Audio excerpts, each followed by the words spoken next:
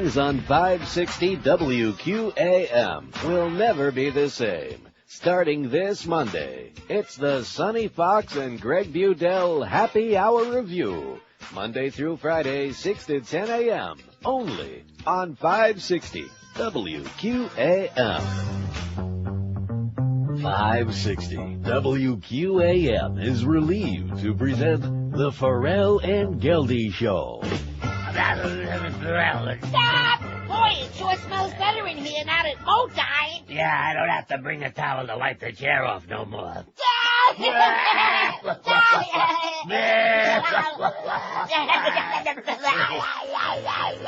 I didn't stay with that voice all day. Look who's talking. My voice don't always sound like that. No, this is my voice. I'm not putting you on. Every day I wake up sounding the same way. Hey, your voice, it's, Oh, yeah. Yeah. Like I was saying. What? You want to change your voice? Yeah, I want a gravelly one like you. Well, all you gotta do is grab your balls like this. Ooh, that hurt. Ow. Ooh, let go my balls. They weren't easy to find, pal. I'll grab your balls. We'll taught you good with the Kung Fu grip. Ow. Yeah, your voice changing yet? Yeah. We got it.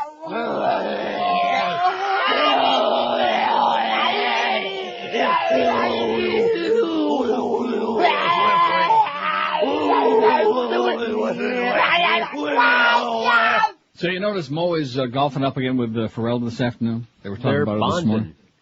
No, they're not bonding. Mo thinks that they're bonding, but they're not bonding. He's on to you, Mo. Ain't gonna work. Is it gonna work? No chance. That bit's big in the building already. Is it really? Yeah. That's good. It's the Pharrell and Geldy show. Starts Monday, 6 to 10. I think it would be an interesting pairing of voices. You got to admit that. There ain't no other show in America that's got a pairing of voices like that. Right? Right. Sorry. In fact, you know who could be the first guest on that show with Geldy? Eisner? Yeah. They could put Mickey on there, too. Would be good. Anyway, so here's another sentence from the Hillary book, which is selling like hotcakes. Not with this audience, though. I talked about it yesterday and admitted I actually went out and bought it. See, if I didn't go out and buy it, I couldn't read it sentence by sentence. You're a cruel man. Here's the next. In fact, I'm going to take my yellow magic marker. Good God. Here's my, well, I already crossed out the first three short sentences that I read yesterday. Here's the next sentence. One sentence a day keeps the Hillary fans away. I wasn't born a wife or a mother. That's the information. That's the material for today from Hillary. Not like those other people who were. I wasn't born a wife or mother. I think she was born a mother. There are a lot of people who think she was born a mother. As a matter of fact, the poll result from yesterday, in spite of the fact that our early poll, if the election were held yesterday, Hillary had 71% and George W. Bush 29%, which shows you how desperate most of us are to get his sorry, sad ass out of there. We'd vote just about anybody in. Even one of those prairie dogs that's spreading the monkeypox. All you people out there, they have these amazing things called dogs and cats and parakeets and cockatoos and things like that. I'm just not into people that have all these exotic pets, you know. And that's what's starting the monkeypox is people that think that they're getting prairie dogs and come to find out they're not even real prairie dogs anyway, a lot of them. Gambian rats. Yeah, Gambian rats. What kind of a pet do you have? Well, I have a Gambian rat. Oh, nice. Oh, how nice. What would you rather have, a Gambian rat or eat a civet cat? Oh, speaking of eating strange, wait till I get to this poll today, man. What you did to me. Criminal. Oh, yeah, me.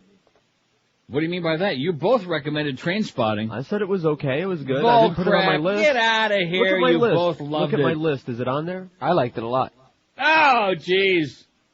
Your taste is in the crapper, man. Well, it was just fine, all things considered. Anyway, here's the poll from yesterday. 1,330 votes. Not too shabby, considering we had what do we have for the first poll? About 200-300?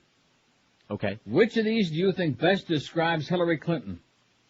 Opportunist, 389. Brilliant, 266. Brilliant bitch.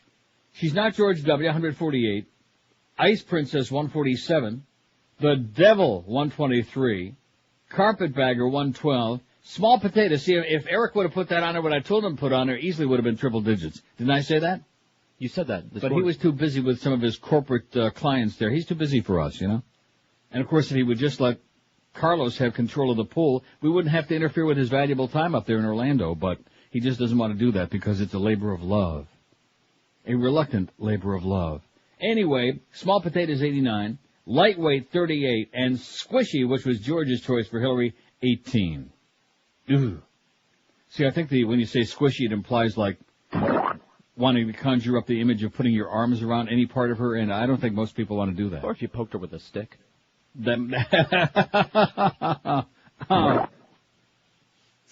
Well, that's what she was hoping that Bill might do, was poke her with his stick, but it probably didn't happen for a long time. Anyway, so there's your take on Hillary, and there's your sentence for today from her book. I'm serious, God. Just imagine. What a how many sentence. years? Huh? If you keep doing that, I'm going to change the station. Probably take about 80 years for me to finish the book going like that. So Beaner Boy saw Magnolia finally, or at least he claims he saw it. George claims I'm backing way up. Yeah. Finally did his homework. And? Liked it a lot. Liked it a lot. Well, see. I don't know what that means, because you also like Trainspotting, so. You didn't even see a third of the movie. You didn't even get to the best doo-doo parts. You know something? I don't want to get to any duty parts, okay? Oh, before I get to the poll and the duty stuff, I'm not a duty kind of guy, okay? Peter Clayton, he's not feeling too good. Oh, you should do your duty. No. And in fact, I just did a little while ago. Senator Hillary Rodham Clinton's memoir set a Barnes & Noble sales record for nonfiction books on its first day on store shelves, the company said yesterday. Clinton signed over 1,000 copies of her book, Living History, at a promotional event at a Barnes & Noble store in Midtown Manhattan the first day the book was on sale Monday. The company said the former First Lady's White House memoir sold more than 40,000 copies in the first 24 hours it was available, instantly making it an in-house bestseller. Nationwide figures for other booksellers were not immediately available. They paid her $8 million for the piece of crap, and foreign rights to Clinton's book have already been sold in over a dozen countries. Clinton's lawyer, Robert Barnett, said he also expected international sales to be extremely high. And I would suggest this to most of you, unless you have your own talk show, you'd probably have to be extremely high to go out and buy it. I only bought it because I felt like I was doing my, like you said, duty. And that's just about how I feel right now. Speaking of bad movies, do not go and waste your money on My Own Private Idaho, even if you're a professional faggot. Don't waste your time on that. Okay. It's another one of those with an unacceptable ending. I mean, it was okay. I'm not saying it was really great. It was worth watching until you got to like the last 2 minutes. And then the last 2 minutes come around there and well, what's this? What just happened here? And then they kind of like the camera draws back and you like see something of what's going on down there. And what happened? And then it says, "Have a nice day." It's like a slap in the face at the end of the movie. Actually, before the final credits, they go from the closing scene, and it says, "Have a nice day," and then here come the credits. Yeah. What is that? Criminal is what it is. See, most filmmakers, even the really good ones, they don't know how to end a movie. That's why some movies go on for like 100 hours. Right. Because they just don't know, I mean, this is really great stuff, you know, but how do we end it? How do we wrap it up? It would be like if we got to 2 o'clock every day and we just couldn't stop, you know? Right. By the way, Joe Rose is on again for the Mad Dog today. I asked Muff this morning, I said, you know, not that I'm jealous, but Mad Dog has taken this whole concept of mine into less work and more pay to a ludicrous height. I mean, he's just never on. He works 1, maybe 2 days a week, and that's it, because we got a Marlins game tomorrow, so he's not on again. Joe Rose for the Mad Dog this afternoon, and his comment was, well, he's got a lot of days when he's got other obligations, other stuff. Handy. Yeah. So tomorrow we're going to be busy doing other stuff. We don't know what it is yet, but we're going to find some stuff. We'll find something. Yeah, we'll find something to do. Like sleep would be good. Sure. So there's the story on Hillary. Her book is selling like hotcakes, and we have no idea why. And I'll say it again, I don't think very many men are buying her book. Straight men. You think fags are buying that book? No, not them either. No, they're too busy getting married up here. They don't have time to buy her book. They're too busy getting hitched up. So anyway, here's the poll today. Now let me give you a little background on this, even though it's disgusting and grotesque and filthy and nauseating as it is. And I hold both of you responsible. In fact, let me take a look right now, since Beaner Boy has sabotaged me on our website. Let me take a look at where it says movie picks updated, yada, yada, yada. Well, it's a labor of hate for him. See, I've only got 2 recent ones in there, and the rest of them, there's like a big space in there. Well, because you made him watch Magnolia. And I faxed you a whole additional list yesterday morning, bright and early, and they're still not on there. But I'm looking on there. Let's see. Is Trainspotting, does it appear on either one of your, I'm sure it does on mine. Huh? I'm sure it does on mine. Not mine. Oh, in fact, it's the very first one. It's Very right on first top one. of his list. Oh, nobody updated the list. Boy, what a schmitty list that is. I liked it. I thought it was good, but there were better movies in that vein. I don't want to see any movie in that vein. Okay? See, this goes back again to George's neurosis, his obsession with ass. I'm not the one that put it on his list. Eating it, sniffing it, licking it. It was incidental. It wasn't about and checking poo-poo. out. See, I don't want to get too graphic here because we get please into don't. deep crap if we start I'm talking obsessed. about that. You're obsessed with ass, let's face it. You're going on way longer than I ever have. See, and the interesting part about what a hypocrite you are is yesterday I was talking about that scene from Rules of Attraction where James, whatever the hell his name is, Vanderbeek, he's like taking a dump, which that seems to be the new deal now. Huh? I don't like poo-poo stuff. I like Trainspotting. Well, he's taking a dump, and I mentioned that he kind of like reaches back, and you got like all squishy and squeamish about that. You should have seen me watching Trainspotting. I practically climbed the wall. Oh, you should have seen me. You've never seen anybody reach for a remote control as fast as I did. It took me 2 tries to get through it as well, as a matter I of might have covered my eyes. I might have like looked away during that scene. I don't want to talk about it yet. Let me do the break, and then I'll try to boost my courage. I'll drop a little acid or something. Oh. Boost my courage to be able to describe. I don't want to describe in gory detail. Do not see Trainspotting because you'll be bed spotting. You'll be Pantaloonie spotting after you see that. That's later on. You're going to get to that scene. Oh, thank goodness. I'm not watching it. And I started out trying to watch Ravenous right in the middle of my just a little, not a big dinner, just a little supper. And I'm trying to watch Ravenous. I guess my timing was bad, so I'll get to that one another day maybe. 10:13 at 560 WQM, although a lot of people do like delicious meat, you know, and they like to go out and barbecue it on the grill, especially in the summer months, like between, March and December in South Florida, when it's hotter than hell. Barbecues Galore is the place you'll find all your good stuff for barbecuing, all that good stuff, maybe even people. And you'll find lots of stuff in this store that you won't find anyplace else because nobody else has got them. This week, check out the incredible deal on the 3-burner barbecue chef at Barbecues Galore, and exclusive in the store. It's only $199. With 42,000 BTUs, a 625 square inch cooking area, and built-in hood thermometer, you can't beat this deal for a liquid propane grill. It'll be the best in the hood. Or for you traditionalists out there, check out the new Beefmaster Charcoal Grill, another Barbecues Galore exclusive. It's only $199. With more than 600 square inches of cooking space, cast iron cooking grills, an adjustable fire grate, and a full-width ash catcher. Both of these grills will make a perfect gift for Dad's Day, too. And speaking of Father's Day, Barbecues Galore's got great gift ideas, a crapload of great gift ideas for Dad in all price ranges, many of them under $50 for you pikers out there. Barbecues Galore carries the biggest selection of barbecues and accessories. They got it all for you. They got gas, charcoal, smokers, tailgate supplies, and the best part of the deal is it's always at the guaranteed lowest prices in the universe. Also be sure while you're there to take advantage of no payment, same as cash financing, until January of 2004 on approved credit. They've got stores in Plantation on University Drive at a Fountain Shopping Center, and at Coral Springs, Corner Sample, and Rock Island Roads. Everything you're looking for the summer barbecuing season and all year round, you'll find in these 2 great stores. Barbecues Galore. We're Sports Radio 560 QAM. Just can't stand that slut. Hi, this is Hillary Clinton. I hope when you run out to buy my book, you won't be too shocked to discover I have a fat swinging under my skirt. But you can't blame Bill. He's certainly not gay. I just have the credentials every politician needs to be a wife of convenience, and it pretty much ended with that. Bill is such a horn dog, he probably would have never noticed I had man legs anyway. And Chelsea? Well, if you buy my book, you can read all about the affair I had with Sandra Bernhardt and our love child. Now, I wasn't born a Democrat. I switched parties after looking in the mirror and seeing the body of Tip O'Neill.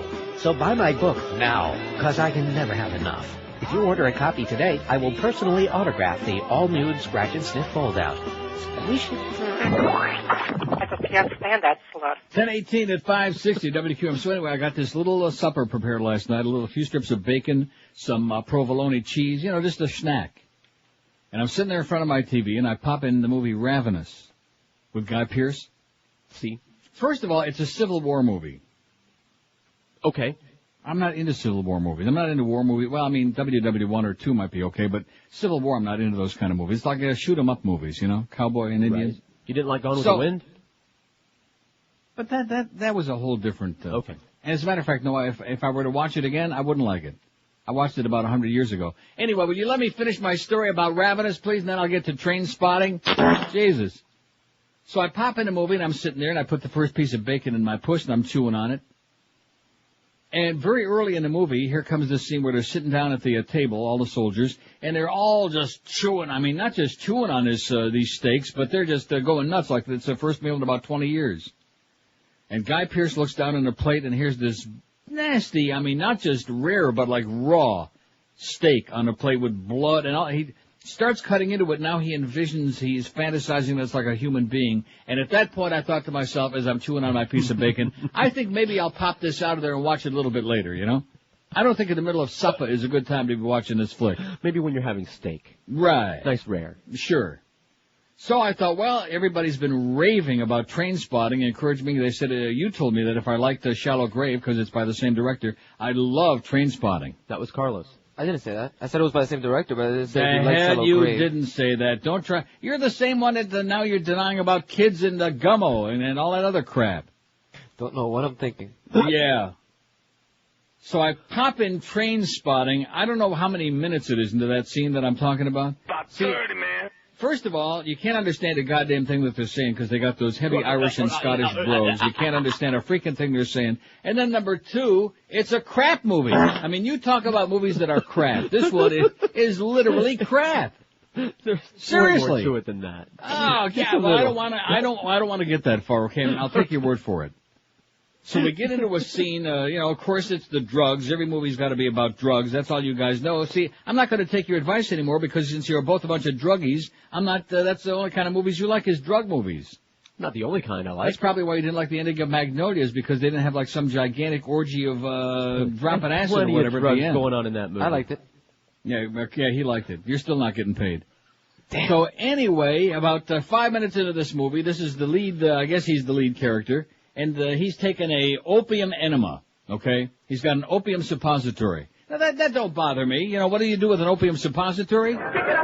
And he did. You know, he sticks it very delicately in his pants, and he shoves it up his ass. And he had been constipated from all the other drugs he was doing. But now, of course, once you stick the suppository up there, just like training your puppy, which I keep telling you really works, all of a sudden, like that urge in your pants starts moving, you know? It's actually the withdrawals that make everything open up and come out. Are you writing this down? Do we have to hear all the gory details of this, the blow by blow?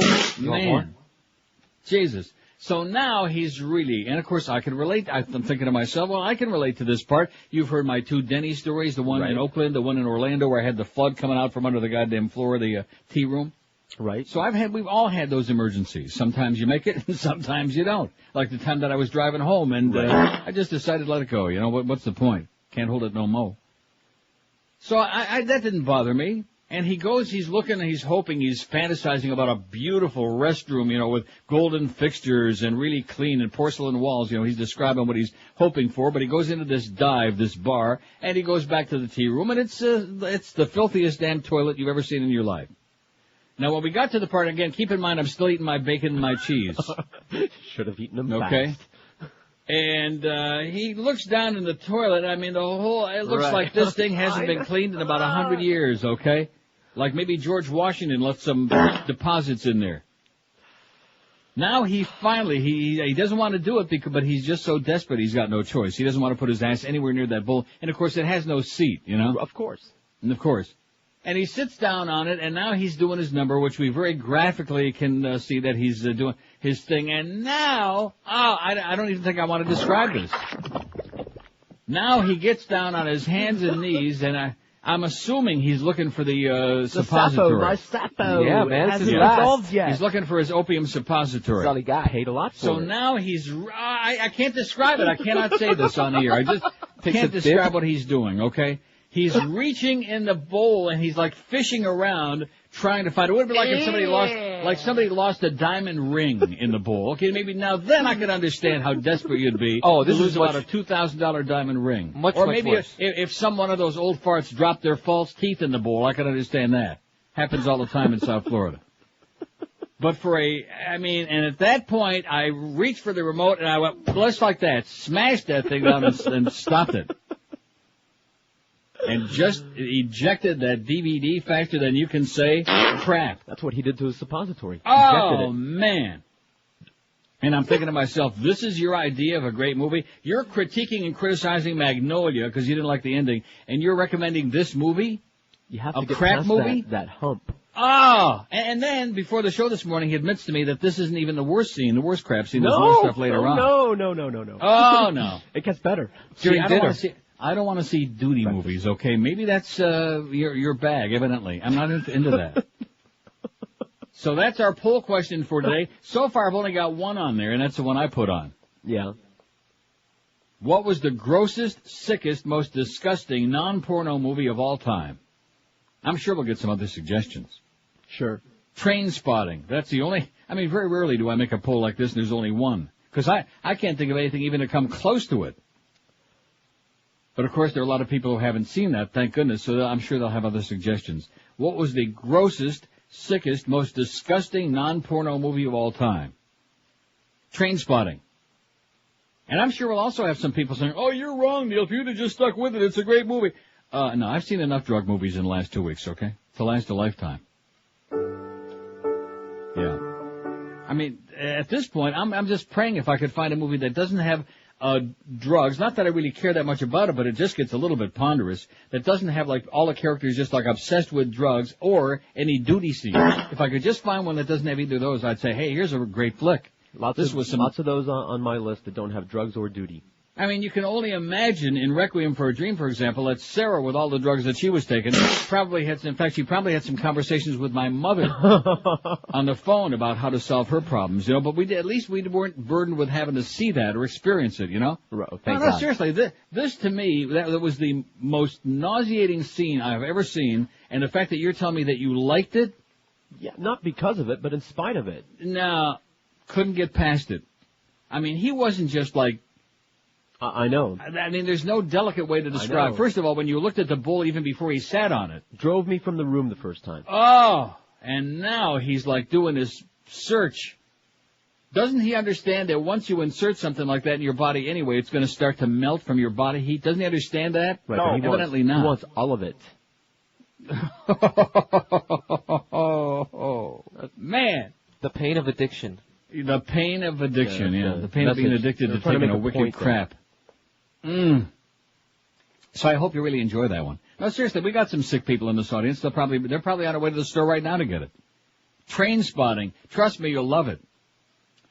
1027 at 560 WQAM. Hey, listen, Fast Train can help you find a real life. Maybe they can't help you find your opium suppository, but they can help you find a real great job, and they can get you the training, too. Call Fast Train today. Have yourself fully trained and ready for a new high-paying computer career in just 4 short months. And like we've been telling you on this show for years now, computer analysts are in bigger demand than ever before. So if you want to get yourself a real paycheck and a real career, here's the deal. Call 1-866-FAST-TRAIN. They've got locations in Miami, Kendall, Fort Lauderdale, and Pembroke Pines, and they offer you job placement assistance, financial convenient day and evening weekend classes. No excuse to stay in any dead-end crappy job no more, because a new career and a big fat one and a paycheck, too, is just a phone call and 4 months away. I wonder if you found a big fat one in that bowl. Jump on the Fast Train today and call Fast Train toll-free 1-866-FAST-TRAIN, or check them out on that wicked web at fasttrain.com. Live and local. This is Sports Radio 560 QAM.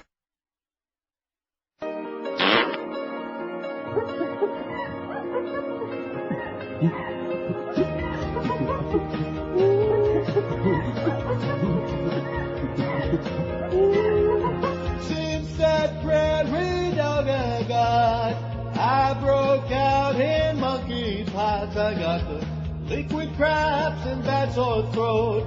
I could not stop scratching my swollen scrot, wearing a diaper for my wee-wee, grabbing every banana that I see, swinging like a baboon in the trees. There's no cure for this new designer disease. Going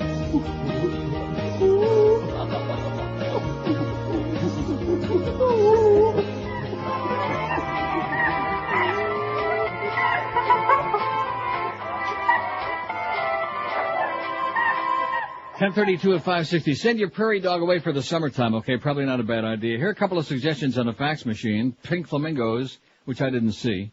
I'll be voting for that. Really? Yeah. Even more disgusting than gross than Trainspotting? Oh, yeah.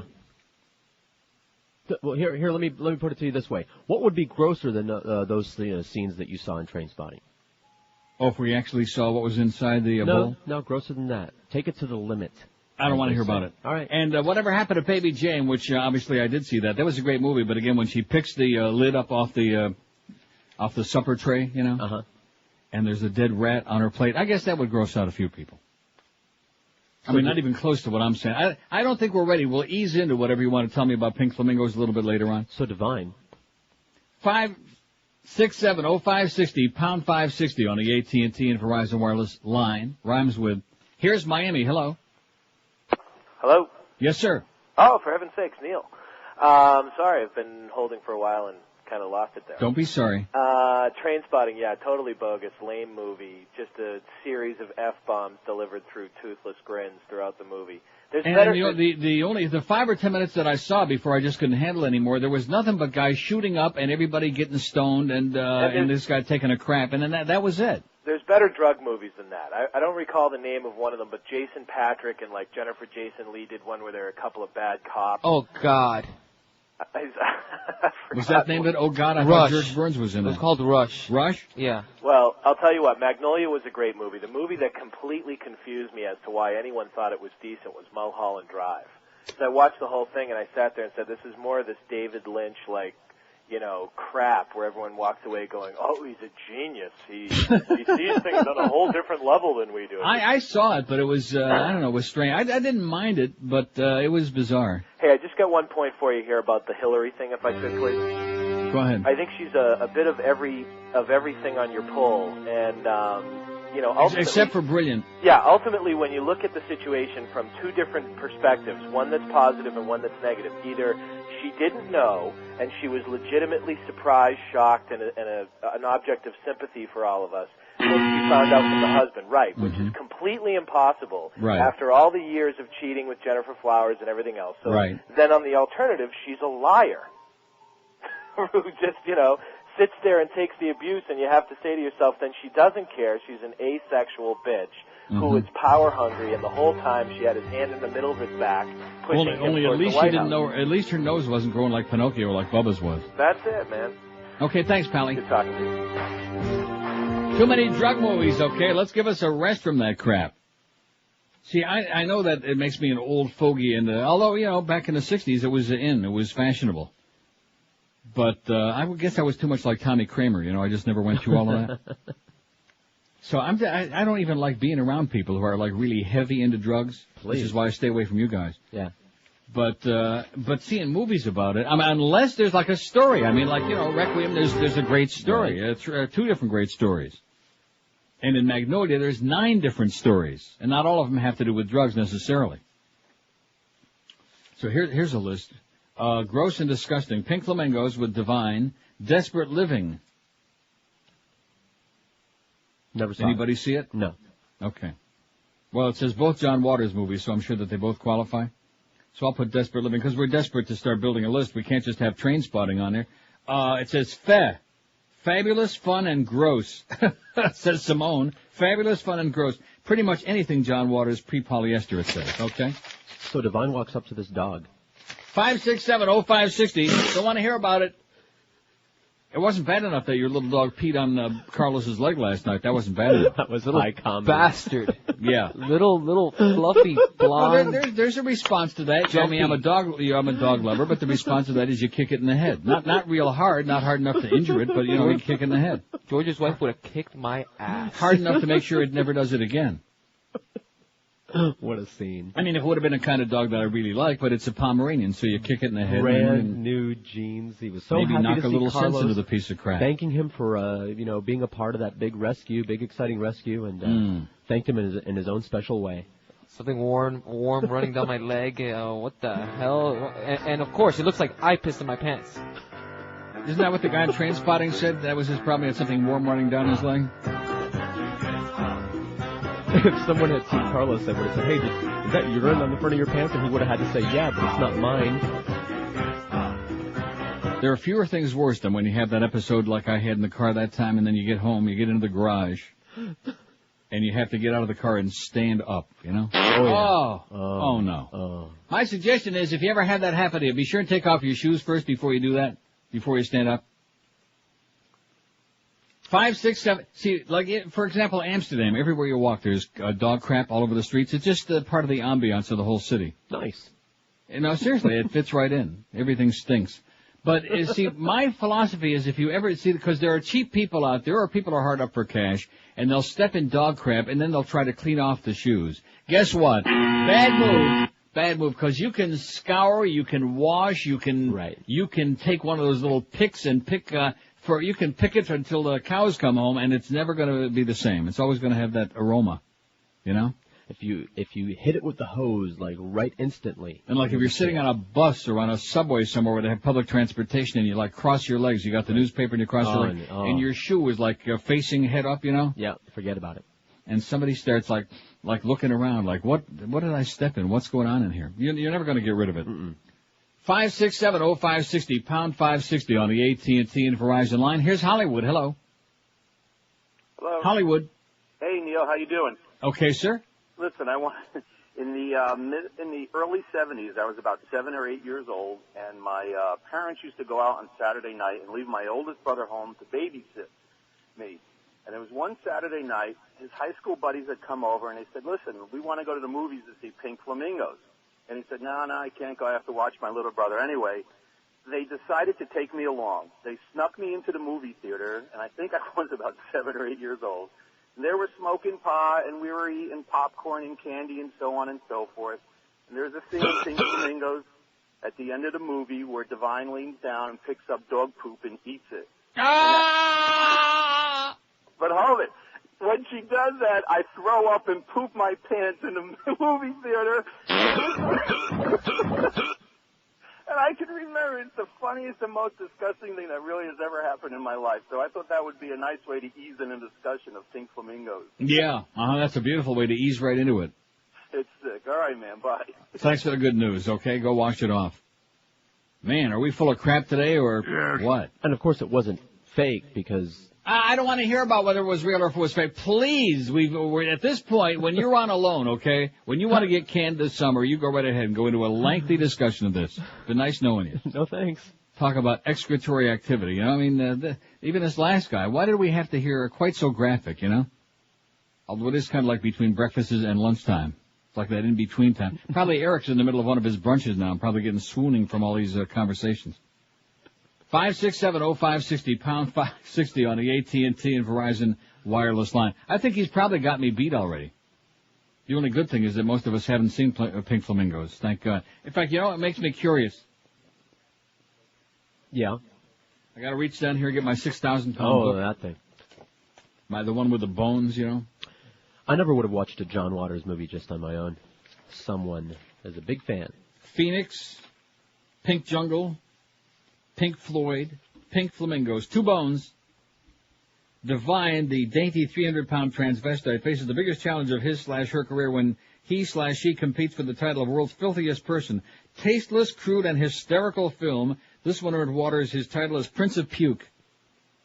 If there were any doubts about this honor or Divine's rep, watch through to the end to catch Divine chewing yeah, there you go. Real dog excrement, all at the time wearing you-know-what after...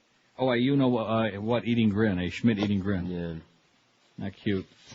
That's what it says about it in my 2,000-pound book. The Hound one? 1042, 18 till 11 at 560 WQAM. Let me tell you now, if fat is your problem, and boy, so many of us are gigantic. Maybe not as big as Divine or Al Goldstein, but big. You want to lose the weight? You've tried the Atkins, you've tried the grapefruit diet, you've tried the Weight Watchers, you've tried them all, and you're still fat as a cow and you're frustrated and depressed. Try Balance for Life because it's easy. You don't have to count calories or carbs or do any shopping in the store. You don't even have to leave the house. All you have to do is go to the door and reach over your big fat ass and pick up your little black sack every morning. They deliver it right to your door by 6 a.m. You fill out a menu every week. You have 2 choices for each meal, and that's the only choice you have to make, because in your black sack, there are 3 delicious gourmet meals, everything fresh and really great, and 2 delicious snacks. So you get 5 feedings for the entire day, plenty of good food to keep you happy and satisfied and full throughout the entire day while the weight pours off your body, because this is all scientifically balanced based on the zone diet. So if you're sick and tired of being fat and lethargic, out of shape, diabetic, if you feel like you want to lay in the corner all the time because you have no energy, if you have clothes that are like pup tents, here's the answer for you. Balance for Life might be the answer you've been looking for a long time. Call them today and get started losing right away. Call 954-568-3229. 954-568-3229, or check them out on the web if you like at balanceforlife.com. Live and local. We're Sports Radio 560 QAM. This is the most disgusting program. I urge everyone to complain to this station.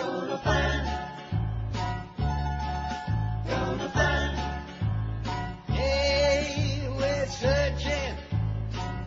Oh yeah, we're searching. Oh Lord, for those weapons of destruction every day. Hey, hey, we gonna keep searching. Ooh, Lord, searching, have mercy. Searching for the nukes they hid away. But I don't think we'll ever find them. They weren't there in the first place. Gonna find, yeah, high and low, from house to house and under every rug, to validate the spin of all those White House thugs. If you still need convincing, tune in Fox or CNN for another dose of lying from Ravenous. But we'll keep on searching. Ooh, Lord, searching. Keep looking for proof of all the nukes he hid away. But you know they ain't gonna find them. Ain't never had them anyway. 1047 at 560 WQM. We got 8 million open lines. 5670560, pound 560 on the AT&T and Verizon wireless line. We can start adding to that list on there. I know we don't want to interrupt Eric too much, Beaner Boy, but we, just having a one name on there probably ain't going to cut it since the poll isn't even up yet. Follow what I'm saying? We got Trainspotting, Pink Flamingos, Whatever Happened to Baby Jane, and Desperate Living, the grossest, sickest, most disgusting non-porno movie of all time, we're asking. Speaking of disgusting and gross, after turning television inside out with his confrontational and often shocking comedy sketches, Tom Green is turning into a far more traditional genre, the hour-long late-night talk show. Did you see this? No, but your psychic powers prevail again. I just Yes? pulled a fax about Tom Green right off the fax machine. I'll be damned. While you started reading that. The new Tom Green show will air weeknights starting at midnight on June 23rd on MTV, the network that first aired his self-titled Canadian TV series in the U.S. in the 1990s. We were captivated by Tom when we first saw him on his Canadian show. John Miller, MTV's Executive Vice President of Series Development Animation, said Monday, the talk show with a twist is what Tom does best, and we're excited to be working with him again, yada, yada. There you go. Says he's jumping into an already crowded field of young late-night talk show hosts that include comedian Jimmy Kimmel on ABC, MTV's own obnoxious Carson Daly on NBC, though his show won't compete with Daly's, which airs at 1:30 a.m. Not late enough. I think that Carson Daly, if he must be on at all, his show should be on just about the time that Mo is getting out of the sack. 5670560, pound 560 on the AT&T and Verizon wireless line. Here's Miami Lakes. Hello. Hello. Yes, sir. Hi. Good morning. I think one of the most grossest. I mean, after seeing this movie in the theater, I saw people getting up, running out, getting sick. Was The Exorcist? Yeah. That to me was. You're right. No, I saw a lot of kids. There were mostly a young crowd in Fort Lauderdale when I saw that when it was in the theaters. And you're right. There were kids actually puking their guts out. Yeah. So that to me that tops the list. Okay, thanks. You bet. I guess those kids just hadn't been exposed to a lot of pea soup during their lives. They probably never lived in Holland or visited. No, that's the national dish is pea soup. Ew. Which is why the food there sucks so bad. And maybe that explains why the people look so bad and malnourished. Let's see. Prairie Dog Greetings from Madison, Wisconsin says this fact. Listen to your show every day on the internet. My coworkers think I have terrible gas, and probably they're right. Freddy Got Fingered, the grossest movie ever. See Tom Green. And you're right. My psychic powers kicked in again, because I had that story sitting here for 2 hours. Freddy Got Fingered. Big box office smash. Yeah, Tom Green, since he left that the Canadian show, his original comedy, Canadian comedy channel. Right. He's never been the same again because American TV did to him what they do to just about everybody else. They make them a lot less talented and a lot less funny. Because I brought you those tapes long ago. Remember the guy used to send me those? Right. A Panic. Right. He was hysterical. The show would make you like pee in your pants, And or maybe on Carlos's leg. sanitized him. But MTV just made him into a guy that was pretty predictable, not very funny, and nobody talks about him anymore, including Drew Barrymore. Although he does have one lovely nut. Here's the fact, says, did you see Madonna just signed a contract to do commercials with the Gap? Think about the amount of possible jokes that could lead. You just start with the teeth and move south. Saw the last days of Elvis. They claimed Elvis didn't take a crap for months before he died because he was so hopped up on meds. Elvis Goldfarb. Oh. Poll suggestion about Schmidt. Kathy Bates gets naked. What could be worse? About Schmidt? Is that for serious or is that a joke? Oh, I don't know. Never saw it. Never saw it? P.S. I was surfing your site last night, stumbled across possibly the funniest phone call ever named the Bridge Tender. I invite everyone to listen to this clip. Classic. Maybe you could play it. Thanks. No, we can't, but thank you anyway. Do you know that people like that bit, the Bridge Tender, George? Oh, yeah. Really? Yeah, let's get that poll up there. Let's start getting this thing on the road here, Eric, okay? Let's get the show on the road here. It's almost 11 o'clock already, for crying out loud, okay? Not that I want to play Butch Boss here or anything. But I just get the feeling like certain people are like in slow-mo. You know what I mean? Slow-mo. You've seen slow-mo. Look for the QM van today, noon to 1 at the Pizza Loft on the northeast corner of Sunrise and Nob Hill and Plantation. Stop by to pick up tickets to upcoming Marlins home games and register to win a free large cheese pizza. Noon to 1 at the Pizza Loft in Plantation. And then also this afternoon, later on, join George, Miguel, Boca Brian, Beaner Boy. And did I leave anybody out? No. For happy hour, 5 to 7 at Treasure Island, located off the Palmetto, just north of 122nd Street exit. Stop by to win prizes and check out this week's feature, Tara Wilde. And from what we're hearing, she is wild. Yeah, and naked. And naked. And actually, it doesn't have a penis. 567-0560, pound 560 on the AT&T and Verizon wireless line. That poll is still down, you know, Carlos? Here's Fort Lauderdale. Hello. Neil. Yes, sir. Good morning. Good morning.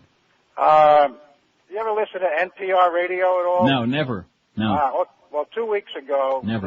there was a folk singer introduced, and he sang a song, and he dedicated it to your favorite friend Ashcroft.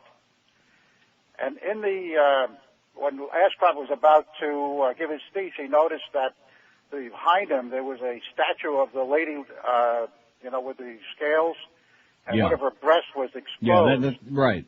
And he wouldn't speak until it was covered. Right.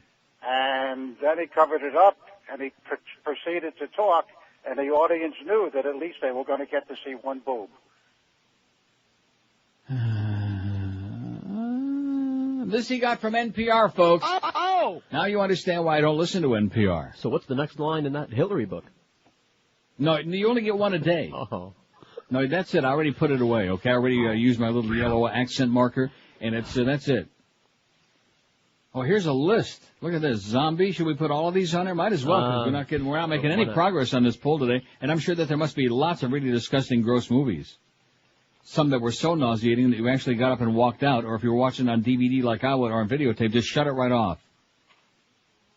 I can't possibly be the only person, and believe me, I'm not a goody two-shoes, I'm not easily grossed out, it takes an awful lot. Violence, don't bother me, but when it comes to, that's where I draw the line, okay? Right at the top of the bowl. That's where I draw the line. I have a pretty good idea what it looks like, I've seen plenty of it, I've deposited plenty of it in my life, believe you me. But I don't want to, see it. I don't want to know from it. I sure as hell don't want people, fishing around in it. And I definitely don't want to find out about people, having, a little snack. You know what I'm saying? Oh, God. Oh, well, that's what you're talking about, Pink Flamingo. Yeah. I wasn't ready for that. How about getting some splashed on you as you're having breakfast? Because you could watch the end of Trainspotting. Now, is Clarence already gone to Omaha for the College World Series? Because if he's in the building, which I doubt, but if he was in the building, I'd remind him to make sure you don't get paid again on the 25th. Here's a fax from Peter in Miami Beach, who says, I don't know if it's considered a movie, but there was a series of videos called Faces of Death. Yeah, Faces of Death would be good, parts 1 through 100. We don't have to put like which part. Faces of Death. I'm glad he reminds us of that, because that you got to be really sick, and I'm sure that both Carlos and George have seen those. Never seen 1 minute of any one of them. Really? Really. I'm proud. I'm really proud of you, because I would have thought that a real degenerate like you would have watched Sorry, it. could have watched it for free. People brought it over. I said, no, thank you. Don't put that in my VCR. Don't want to see people getting off. No. Okay, in a movie. No. Fake violence, if it's part of the story, that's one thing. It says they showed some real gross stuff. They showed a boy getting circumcised, women having an abortion, people missing limbs, torture, all kinds of sick stuff. Came out in the 80s. Maybe you can find it in your bone book. Thanks, Peter. Thanks for reminding me about Faces of Death part. In fact, they were some of the biggest sellers of all time. To show you how many sick bastards we got out there, people don't want to see other people getting murdered, getting killed. That's lovely. It's a beautiful thing. 10:56, although as far as the dismembering and things like that, I guess it depends on who the victim is. Oh, yeah. You know what I'm saying? No, what? I guess it all depends on who the person is, who's, having his head chopped off or whatever. I can't stop. 5670560, pound 560 on the AT&T and Verizon wireless line. Speaking of really bad, embarrassing hair pieces, when a man's considering hair replacement, his greatest concern is how natural it's going to look. Will other people be able to tell? Will they laugh at you? You can always spot a bad hair system, believe me, but how many good ones go undetected because it looks for real? Charles Alfieri's designed and supplied hair system to show business celebrities for more than 35 years and has appeared as a guest on Good Morning America, the Today Show, and CBS Morning News, introducing his patented hair system that offers you the most amazing natural hairline system available anywhere. And right now, Charlie's offering his summer special hair system for only $549 for the first-time customers. And if you already have a hair system, you can save yourself 50% on service and repair of all types of hair systems, including shampoo and trim. He'll make that muskrat look really lively. In fact, remember Sarah? Maybe she should have gone to Charlie instead of getting that orange dye. It's the perfect opportunity to give Charlie a try. Charles Alfieri's guarantee is this. If you try one of his hair systems for 30 days, don't absolutely love the way it looks and feels and smells, you return it for a full refund, no questions asked. Chuck Alfieri, the benchmark of the industry, can help to improve your look and confidence, make you look a lot better and younger than you ever dreamed you could again. Say goodbye to your bald spot forever and call Charles Alfieri. Change your life forever. 1-800-321-2413.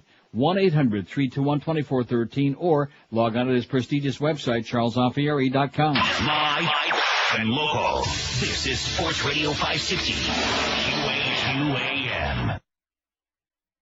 Were you fudge packer? Tonight on every channel on television, it's the new reality show you've seen a million times. It's several money-hungry girls and one boring guy.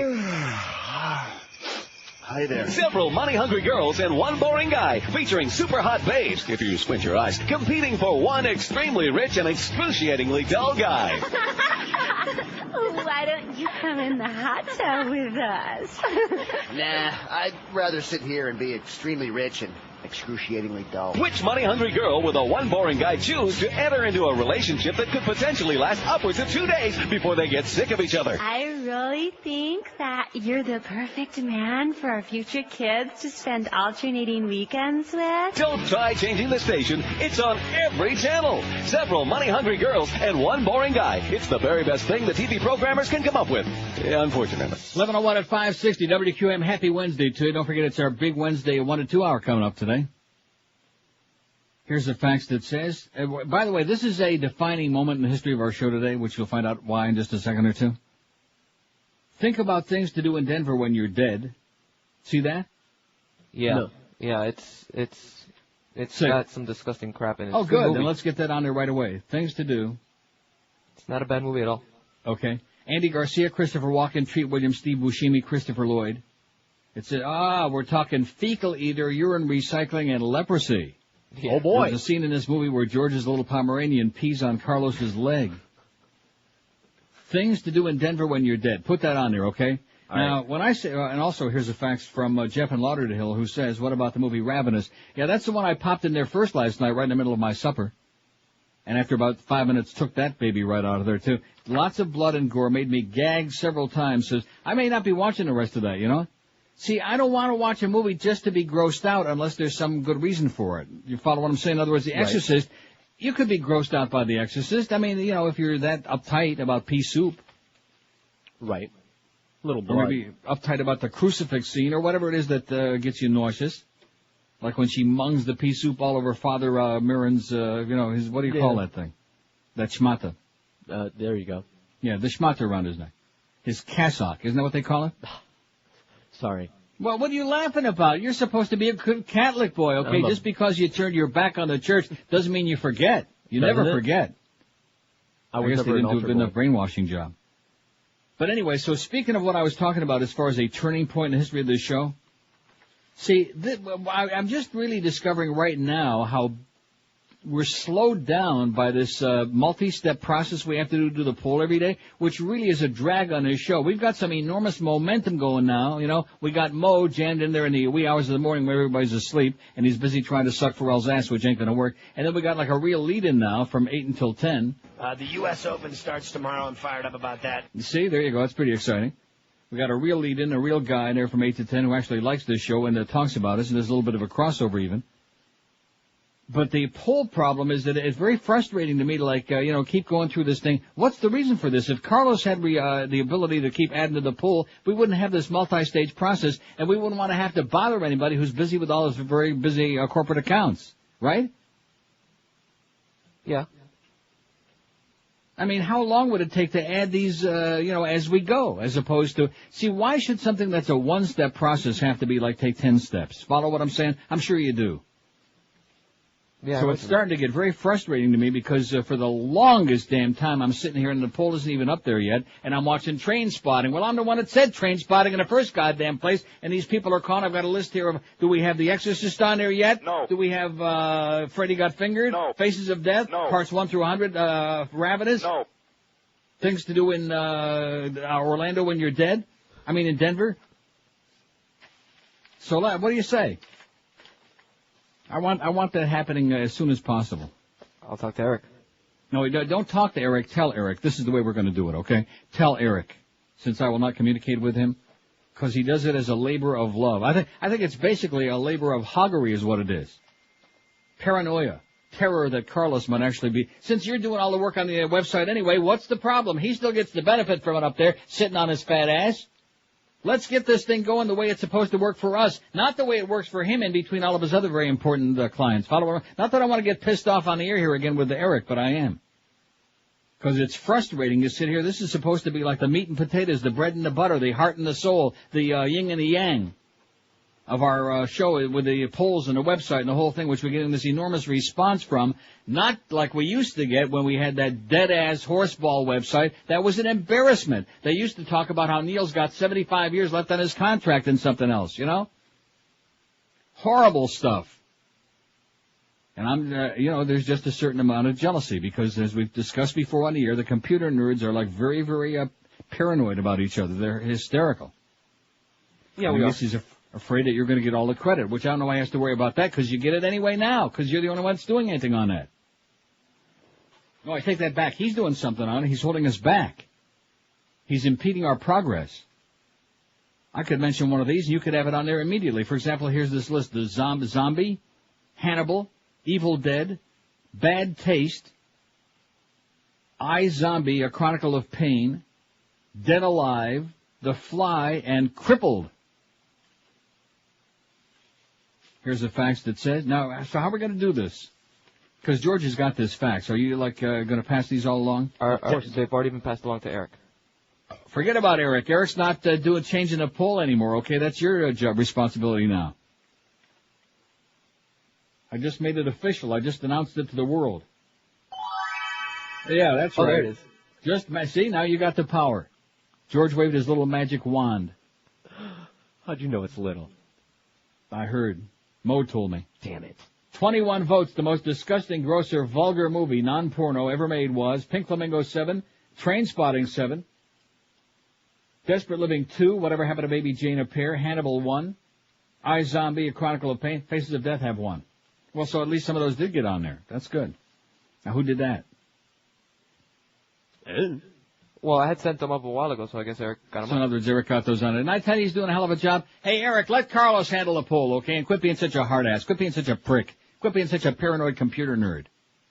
We appreciate all your efforts in the past, but in the meantime, just sit back and take the credit and let some other flunky do all the work.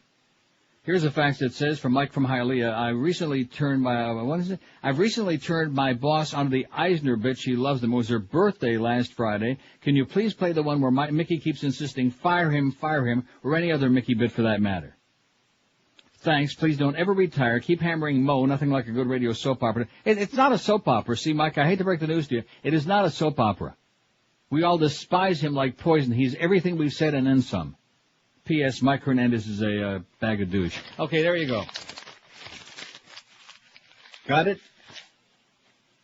What? I'll play that in the 1 to 2 hour when we play our bits. So you'll have to be listening for a while, Pally. 567-0560, pound 560 on the AT&T and Verizon wireless line. Pink Flamingos 12, Trainspotting 7, now that the poll is finally up there. And we're finally starting to make a little bit of progress, a little bit later than we should have. Follow what I'm saying? Father O'Toole. God. Exactly. 567-0560, pound 560 on the AT&T and Verizon line. Fort Lauderdale, hello. Hi, Neil. I've got a couple of movies for you. Go right ahead. Lay them on us. One is Eraserhead. It was one of these art movies from the 80s. It was about the future after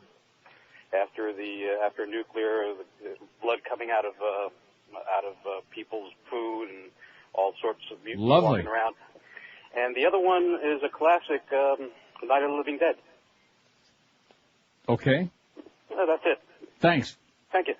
Got that, Carlos? Those on there yet? What are you laughing take a about? minute or two. Okay, get them on there right now. I want to see some action. Yeah. Let's speed this thing up a little bit, okay? There you go. If you guys can't get this straightened out, we'll have to get Sarah on the case, all right? She'll have the whole goddamn kitchen cleaned, the floors scrubbed, the walls sucked clean, and she'll also have the stuff on the website before she can pop another purple pill. Eraserhead, Night of the Living Dead. I haven't seen most of these, and I'm delighted we're making this list, because, see, probably there would be those people who would say, oh, yeah, you got to add Eraserhead to your list of movies to see. No. If you see Eraserhead, you'll hate your TV, and you'll want to break it. Really? Yeah. That good, huh? Oh, yeah. 567-0560, pound 560 on the AT&T. I mean, there is this group of people out there who want to be grossed out. That's their idea of entertainment, is seeing the grosser the better. That's not my bag, okay? If you want to look into Mo's bag, go right ahead. It won't be a pretty picture, believe me. Bag of tricks? His bag of tricks. Here's Hollywood. Hello. Hello. Yes. How are you? Okay. I quite spoke to you the other day. Yeah, I know. Call me again in a couple of weeks. See, this guy now, this is, you know what this reminds me of? It's like the guy with a rocking chair. You see the similarity? Yeah. Now, this is a guy that nobody else will put on because he's got the voice box thing, you know, and he's got an artificial, and I have no problem with that. I understand, and he still has some stuff to say, but I put him on the other day, and he thanks me for talking to him and putting him on. Now he's calling me back again, you know? We don't want chronic regulars on the show, sir, and especially chronic regulars who've got, you know, are like a little hard to take the voice. Best story is, and I don't find this funny at all. See what I'm saying? No, we got enough voice problems on QAM already. We don't want to, like, aggravate it. We don't want to exacerbate it. We don't want to, like, add to it. We don't want to contribute to the hearing problems of South Florida. We already got enough deaf people running around. 567-0560, pound 5. Pink Flamingos, 18. Wow, I'm surprised we got 18 people who've seen it. Trainspotting, 7. Faces of Death, any or all, 7. The Exorcist, 3. Everybody else small potatoes so far. The grossest, sickest, most disgusting non-porno movie of all time. Things to do in Denver when you're dead sounds like maybe a wiener, like it's going to be in there. Could be. Also dead animals. Dead animals? Rotting. Dead rotting animals? Yep. Like maybe like a little Pomeranian? I wish. Here's Fort Lauderdale. Hello. Neil, good afternoon. Yes, sir. Good evening. I'm like you, gore doesn't really bother me as far as disgusting in movies. But I'll tell you what does bother me. If you remember the fat ass scene in Stand By Me. I remember. Yeah, that was disgusting. That was gross. Barbarama. That was the worst. The That's fat worse than ass goring, scene? I mean, I saw Stand By Me a couple of times, but I don't remember the fat ass scene. Where they're sitting around the fire, they're telling stories about the blueberry eating contest. The blueberry pie eating contest. Oh, yeah. The chain reaction. Mm-hmm. Yeah. And I'd like to send a happy birthday out to my father. Introduced me to your show about 15 years ago. Been listening ever since. In closing, Mo Howard, I him. Oh! Boy, oh boy, he's sure been busy lately, you know. So Stand By Me, which certainly wouldn't have been one that I would have put on there, but you're right. But it was only one scene. Right. As opposed to some of the... And keep in mind, I only saw the first few minutes of Trainspotting. So I can only begin to imagine, although I'll try to not to, what the hell the rest of it was all about, because you tell me that there was worse stuff than that. There was one more scene that, yeah. Not more opium suppositories. No, worse. 11:13 at 560 WQAM. I think that this tag here is well, no, it's probably right, because Father's Day is coming up this Sunday, right? Okay. I don't want to start jumping on Troy's case because he did come in and correct that awful copy from yesterday. Our sales department's having they're a little bit life challenged lately. They're having a little bit of a problem these days. Anyway, I'll tell you people that aren't having any problem. Brandy Shoes in Pompano Beach. That's why they've been around so long. This is their 25th year in business in South Florida of taking good care of you and your feet. And they offer you an unbeatable selection of the top men's and women's brands like Rockports and Echoes and Mephistos and Timberlands and Clarks and SAS and Florsheim and lots more. And no matter how big and wide and disgusting your feet may be, or little teeny tiny and narrow and dainty, they got them all. They got men's sizes 6 to 15, women's 5 to 12, and widths from very, very narrow to the very, very wide. Can you imagine how big and wide Janet Reno's feet must be? Good God. And don't forget that professional sales staff knows your feet inside and out. They can even identify you by the smell of your feet, which is what we call real personal service. And with over 40,000 pair in stock in their 8,000 square foot mega store, you can bet George and Carlos's life on it that whatever you're looking for, they got it in your size, in a box, on a shelf right now, ready to stick on your feet. Brandy's a great place to take your feet. They're at 1290 North Federal Highway in Pompano Beach, open daily 9 to 9 and Sundays 10 to 5, and it's still a great time to shop for Father's Day this week at Brandy's. Sperry's Men AOs are only $48.90, and Rockport World Tour is only $69.90. So stop by Brandy's in Pompano or check them out on their website. Did we ever get this straightened out about their website? No. At brandyshoes.com. Live and local. This is Sports Radio 560. QAM. An ordinary Saudi down on his luck until a twist of fate endowed him with all the powers of Allah. It's the feel-good hit of the summer, Ahmed Almighty. Allah be praised. I be praised. I can do anything. It's funny. I woke up this morning, and I swear my boobs felt bigger. It is true. Now, cover them up or face the wrath of me. From the director of Infidel Liar, comes a movie that will have you bowing 7 times a day toward the box office. It's Ahmed Almighty. Oh, damn, you filthy dog. Do not be peeing on sofa. Pee on floor like the rest of us. Ahmed Almighty. Or on George's it's leg. Allah you could ask of a movie comedy. Ahmed, it's Allah. You've had my powers for a little over a week now. How many people have you helped? Nobody. Perfect. Ahmed Almighty, now flying into a movie theater near you. See, if you're going to have your dog do something evil to somebody as a kind of payback, when I brought Tiny into IOD that time, remember? Oh, yeah, he dropped little deposit for Andy Calp, who right. dutifully stepped right on it. Nice going, Andy. Dutifully? Dutifully stepped right on the old deposit. I forgot that. That was a great, great day. It was a great moment. That was one of Tiny's highlights. Way to go, Tiny. I sure miss that dog. Oh. Anyway, here's Lisa in Miami says, how about for grossest movie, I Spit on Your Grave? George is waiting for the sequel, I Schmit on Your Grave, since that seems to be the direction of this whole show today.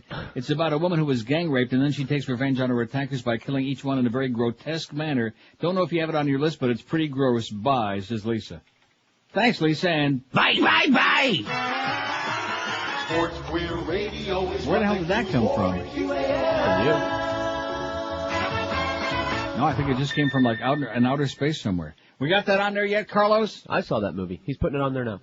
I Spit on Your Grave. Who's putting it on there? Well, someone is. Hey, listen, I'm not taking no for an answer on this one.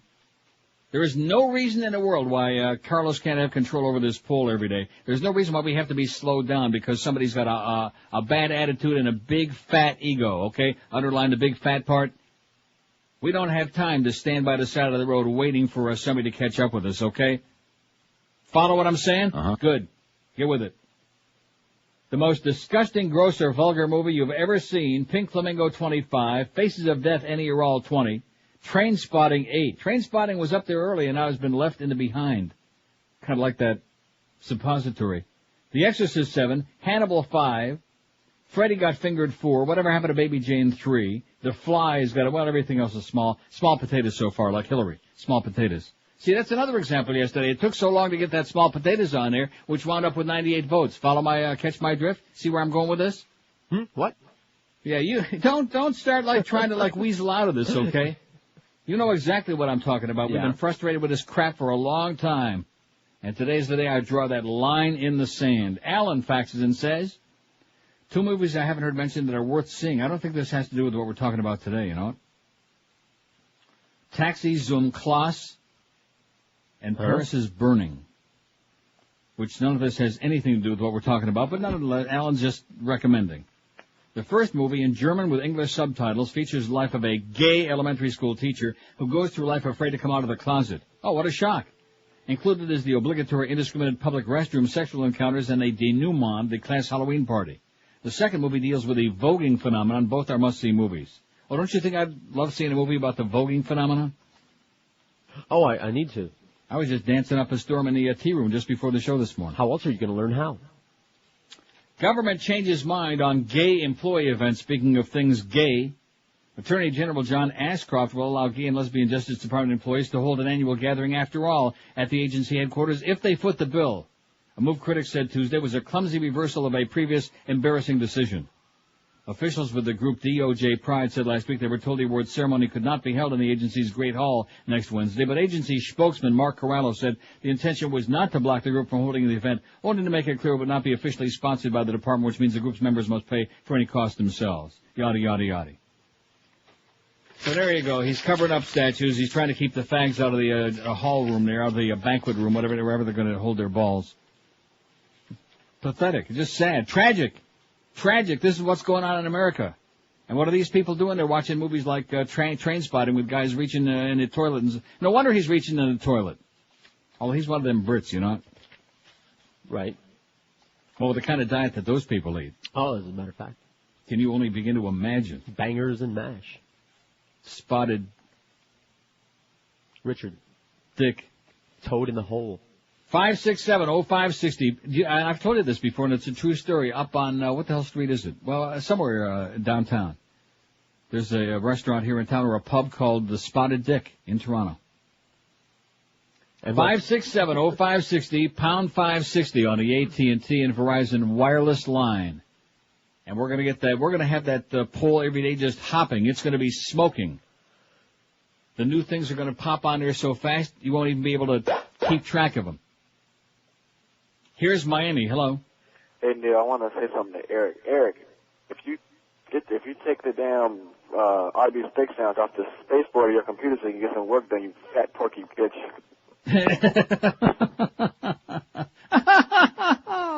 Take the what down? I don't know. It's not important what he said. I don't know. Well, what did he say? You don't have to get porky about it. Yeah, don't get porky with Eric. 567-0560, pound 560 on the AT&T and Verizon wireless line. 29 votes for Faces of Death, any or all. See, there's a problem with this, though, because people might think, see what I'm saying? Gross, sick, and disgusting, but they enjoy gross, sick, and disgusting. Follow what I'm saying? Right. As opposed, like me being grossed out by Trainspotting. I'll tell you, I wouldn't watch the rest of that if you paid me by the second. Wouldn't watch it. So there's another tape. In fact, I'm fast developing a collection of DVDs in the other room. Bring it. I'd like to stick them in the toilet. I mean, I know about the drug dealers who smuggle the stuff into plastic bags and then they when in doubt, crap it out, you know. Well, but at least there's some rationale for that. But he's got an opium suppository? I didn't really understand that. I mean, if it works there. He was having withdrawals. That was an emergency situation. In order to stop being sick, he was going to take that just because he could find nothing else. And opium, poppy, it'll kill with the withdrawals. Can't you just dissolve it under your tongue or something? Opium will kill poppy? I poppy.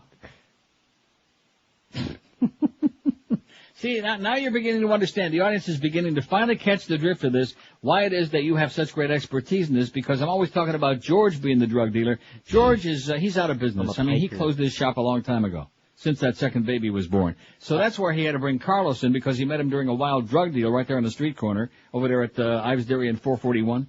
I've just read a lot of books. Yeah, sure. Seen a lot of movies. 567-0560. In fact, Carlos is having a summer special going on now. Live and local. This is 560. The radio's all yours now. QAM. Hey guys, if you're looking for a great place to have a good time, then you've got to check out Treasure Island. I'll be there today from 5 to 7 along with Boca Brian, Miguel, and Beaner Boy. We'll be enjoying drink specials and giving away some crappy prizes. This week's feature is Tara Wilde, and she'll be there performing all this week and while we're there. You've seen her in magazines and adult films. Now come by and see her in the flesh at Treasure Island. Remember, every Tuesday is 2 for 1 on all Anheuser-Busch products from 4 till 8. Treasure Island is open 7 days from noon till 5 a.m., located right off the Palmetto north of 122nd Street. Their multi-stage layout means you get a great view from anywhere in the club. You can enjoy great food made fresh by their gourmet chefs, and don't forget about the free daily lunch buffet. You can shoot a game of pool or watch your favorite sporting events on one of their huge satellite TV screens. This Saturday at 10, it's Heavyweight Championship Boxing. For more info, log on to TreasureIsland.com or call them at 305-558-2221 for all the details. Don't forget to stop by today from 5 to 7 for another WQAM happy hour party with all of us and adult star Tara Wilde. Treasure Island, just off the Palmetto north of 122nd Street. We'll see you there. Hello? Eisner? Yes? Mouse. Oh, Mr. Mouse, good morning. How are you, sir? I'm not good, Eisner. Oh, you're not feeling well, sir? I'm watching the television, the ABC 50-year reunion special. Oh, what an amazing special. What a night to remember. Yeah, a night to remember for you. How many times were you on camera? I counted 75. Oh, really? It was all about you, you megalomaniac. You've only been with the company, I don't know, 10 years or whatever, and you're running it into the toilet. What did you think of my speech, sir? I thought it was terrible. You're awful. Why didn't I give the speech? Well, sir, since I am the president and CEO of the company, I thought it'd be... You're an idiot. Well, we did have some major talent. I mean, we had John Travolta, Tim Allen. Tim Allen. Would you please? Hold on, sir. Stop that for a second. Who was that? No one. It's just to help you. You were saying about Tim Allen? That better not be Remus. No. He called in sick today. Oh, that's... I got paperwork up to my big ears. It's Remus, isn't it? Put him on. No, sir. So you were saying Tim Allen. Put him on. Is that Remus? Yes, it is, sir. Put him on the phone. Remus, stop that for a second. Sorry, boss. What'd you say? Hello. What'd you call him? Who's this? What do you mean, who's this? How you doing, boss? Did I just hear you call Eisner boss? Who's your boss? Who's your boss? You're my boss. I'm your boss. You're my boss. Remus? Yeah? Why aren't you here today? You called in sick. I'm taking some lost time, like Sipowicz does on the NYPD Blue. Lost time? Yeah. You work here, Remus. I've done tons of things for you. I paid for your rehab, didn't I? I've been meaning to talk to you about that, boss. Got you off the crack, Remus. I need a little refresher, boss. I'll tell you what, Remus. I'm almost done here, boss. What are you doing over there? Putting a jacuzzi in. A jacuzzi? It's a beaut, boss. Put the megalomaniac on. Hold on. For you, Izzy. Sir? A jacuzzi? Well, it's been very stressful these days, with the fall schedule and everything getting ready. I've been very stressed. You don't need a jacuzzi in your office. You're terrible. What stress? Remus. Why do we have Tim Allen? Well, Tim Allen, a major star for the company. Major star? He hasn't even had a show for years.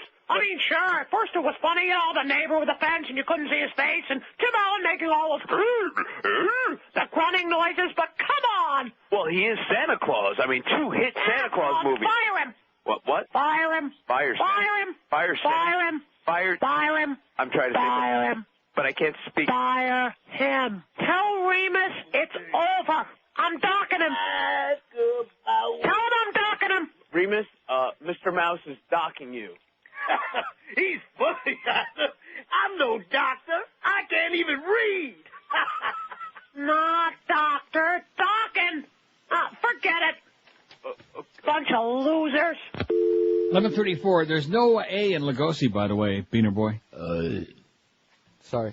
I'm glad that you finally got the rest of my list of movies up there on our website. That's good. That's a good start. But Lugosi, if you would have spelled it the way I did, like in the thing I faxed you, it would have been right. Lugosi. I don't want to nitpick, but I will anyway. Oh, look at this. Explosions in Gaza. Apparent Israeli rocket attack. Oy! What a surprise. Aren't you shocked? We're watching live pictures from Gaza, the scene of the assassination attempt. At this point, there is no word on the condition of this Hamas leader, Tito Massoud. Well, there you go. Aren't you shocked by that? And dismayed. How's the roadmap coming? Anyway, here's a fax from DJ Valentine, who's obsessed with this program. Says Natural Born Killers was gross enough to have people walk out. Are we getting that on the list? Robert Downey Jr. was in it. Oh, that would do it for me. Yep. Just when I saw the opening credits, I'd walk out if I saw that name. About Schmidt. Schmidt was Jack Nicholson's character's name. Kathy Bates does get naked. It says, I didn't walk out of the theater, I ran. Kathy Bates gets naked. Oh, my God. Oh, my God. Unrelated to your poll, but I recommend Way of the Gun. Well, let's see. I went in the other room during the break, and I got me, here it is. Here's Way of the Gun with Ryan Philippe and James Caan and Benicio del Toro and Imama Tambien. What is the name of that movie? Imama Tu Madre. Tambien. Is that it? Right. And you keep telling me I should see that. What is it about? No, I don't keep telling you that. Boy, you... The hell more you movies don't? that I haven't You told seen. me that again this morning. What a liar. I think I heard him. I've never said seen I should it. see that. I've never seen it. Why do you keep doing When this? Miguel came in the studio and he said something to me about your mama, isn't that what he said? Your mama. And I said, tu mama tambien. Maybe he said that. No, you said it. Maybe he said, you should see your mama. No, you should see my mama. And I said, no thanks, I got enough problems of my own. Hey, I saw Gaslight. Anyway, here's Sexy Beast. Now, this is great. DJ Valentine must be second guess, because I'm trying to pick which movie I'm going to watch later today, okay? Because by the end of this year, I'm going to have watched every movie that's ever been made. Then I'm going to show you people a thing or two. See? Because right now, it's like, wow, he hasn't... And I admit it. I've never been a movie buff like most people, or like a lot of people have. But now I'm making up for lost time while I'm still breathing, which there ain't too much time left. But I figure if I watch a whole bunch of movies every day for the rest of the year... About 30, man. Yeah, 30 a day, then like by the end of the year, I'll have seen every movie that's ever been made. Wouldn't you say? Right. So he says Sexy Beast is good. Ben Kingsley Ben Kingsley as Train Day was to Denzel Morgan Freeman Washington. Huh? There is this weird homoerotic scene in the movie with two other characters in it. When you see, you'll know what I mean by weird. So I got Sexy Beast right here. It's in my hand. I got The Sweet Hereafter, which somebody recommended, filmed by Adam the Goyam. I got A Beautiful Mind, recommended very heartily by Boner Boy. Who'll deny it if I don't like it. And then I got Way of the Gun. It was good. We both recommended A Beautiful Mind. Oh, and Way of the Gun is from the writer of Usual Suspects, which I didn't get yet. I still have that other list. Usual Suspects is a better overall movie, but Way of the Gun is entertaining. Entertaining. Is it a Western? No, it's Modern Times. Modern Times with the lovely Ryan Philippe. Well, that sounds okay. Actually, the blonde guy in Trainspotting, for a Brit, he was, or a Scotsman, whatever the hell he was a pretty good-looking guy.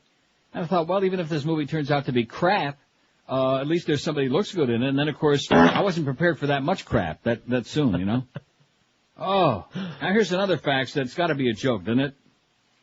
It says, because you told me yesterday, do not get this movie. Do not see it. Do not watch it under penalty of death. I didn't say that. I didn't see it.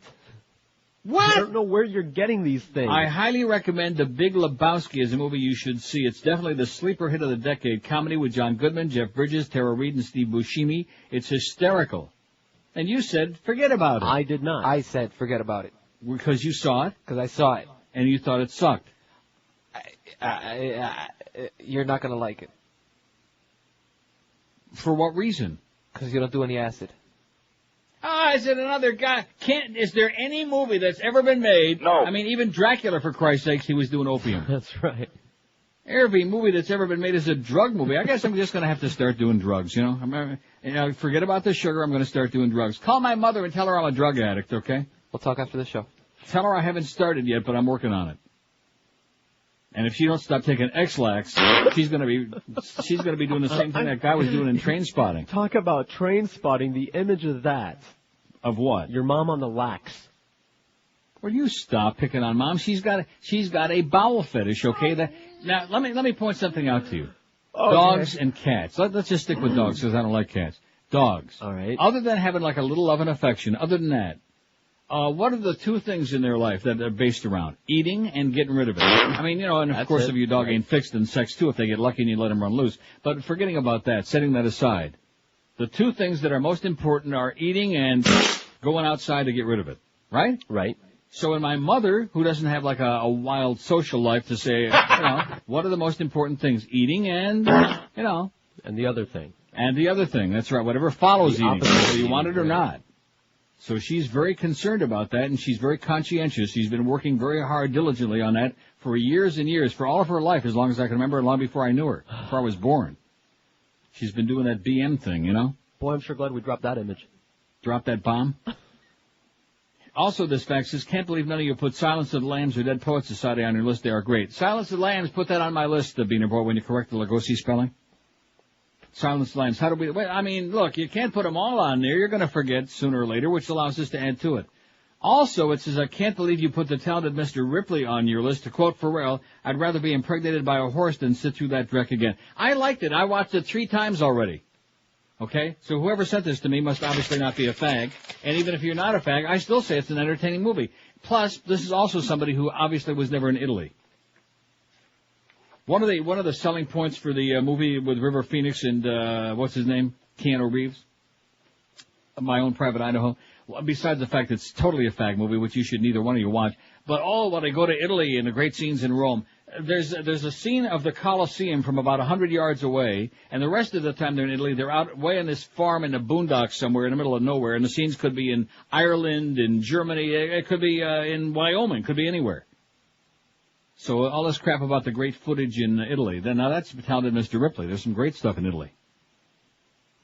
Okay. And I put it on my list. I hate to break the news to this fax here. I put it on there because I like it. Not because it's fashionable to like it. Not because George likes it, or Boner Boy likes it, or because Mo likes it. I put it on there because I like it. How do you like that? Can't believe you put that in. Wow. That's why we have separate lists.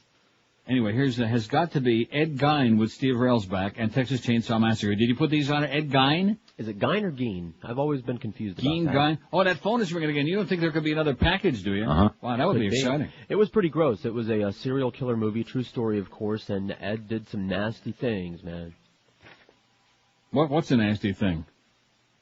Well, if you see the movie, he does nasty things with nasty things. Okay. Well, good. Let's get that on the list. Is it on there yet? Yeah. Good. Good work. 46 votes for Faces of Death, any or all. Pink Flamingos 35. Trainspotting 12. The Exorcist 9. Freddy got fingered 9. I think the guy in Trainspotting got fingered. Yeah. In fact, I think James Vanderbeek in Rules of Attraction, I think he got fingered by himself. Do I dare watch that scene again? After all this discussion we're having today, do I dare watch that? No, I don't want to know what he's doing.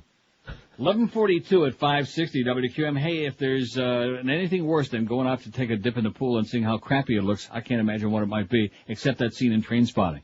If your pool is stained and dirty and cracking and just takes all the joy out of taking a dip on a hot summer's day, which is all year long, well, it doesn't have to be a mess no mo. Call our good friends at Atlantic Marcite and let them beautify it for you. They specialize in refreshing and refinishing pools, bringing them back to life, making them brighter and more colorful than they were in the first place.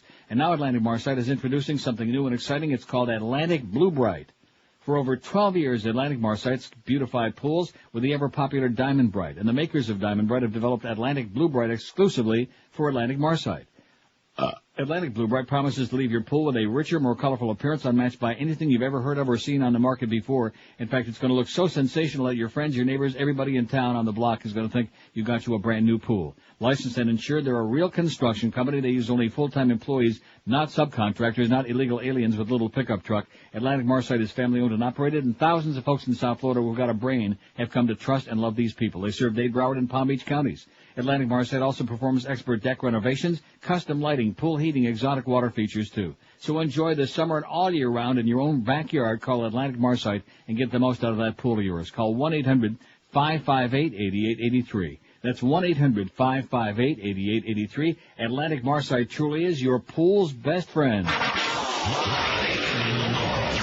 We're Sports Radio 560 QAM.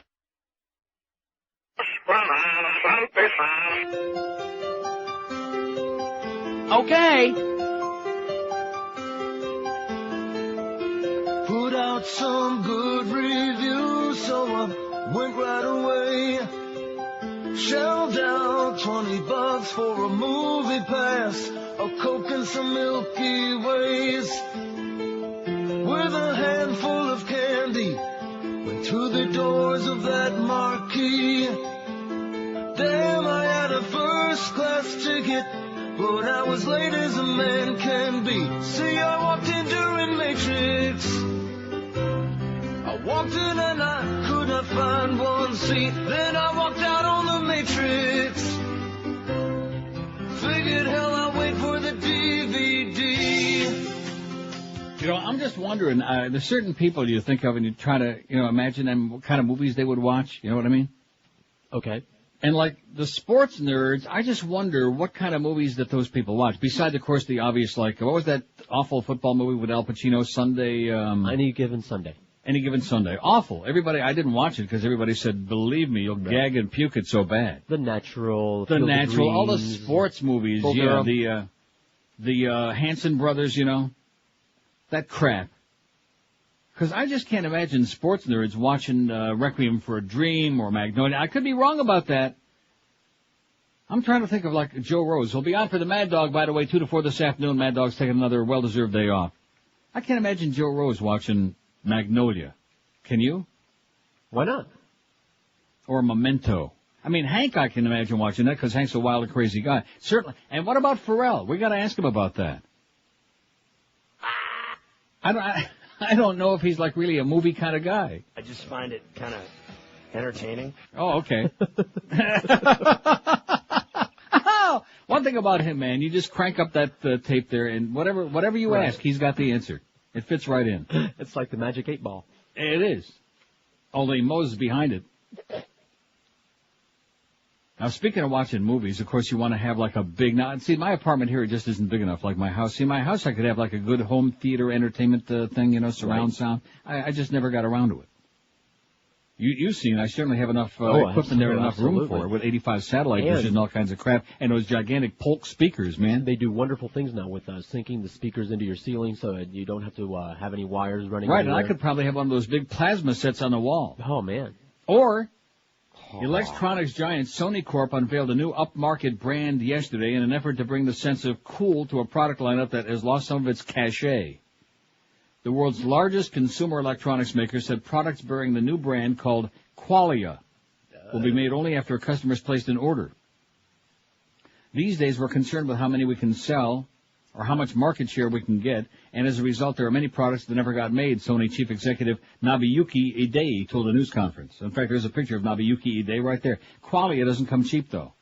The first products in the range include a high-definition home theater projector for 2.4 million yen, which is $20,300, a 36-inch Trinitron super clear TV for 1.3 million yen, it's $11,000, and a digital camera that can fit in a shirt pocket but has 2 megapixel capacity, and it costs $3,200.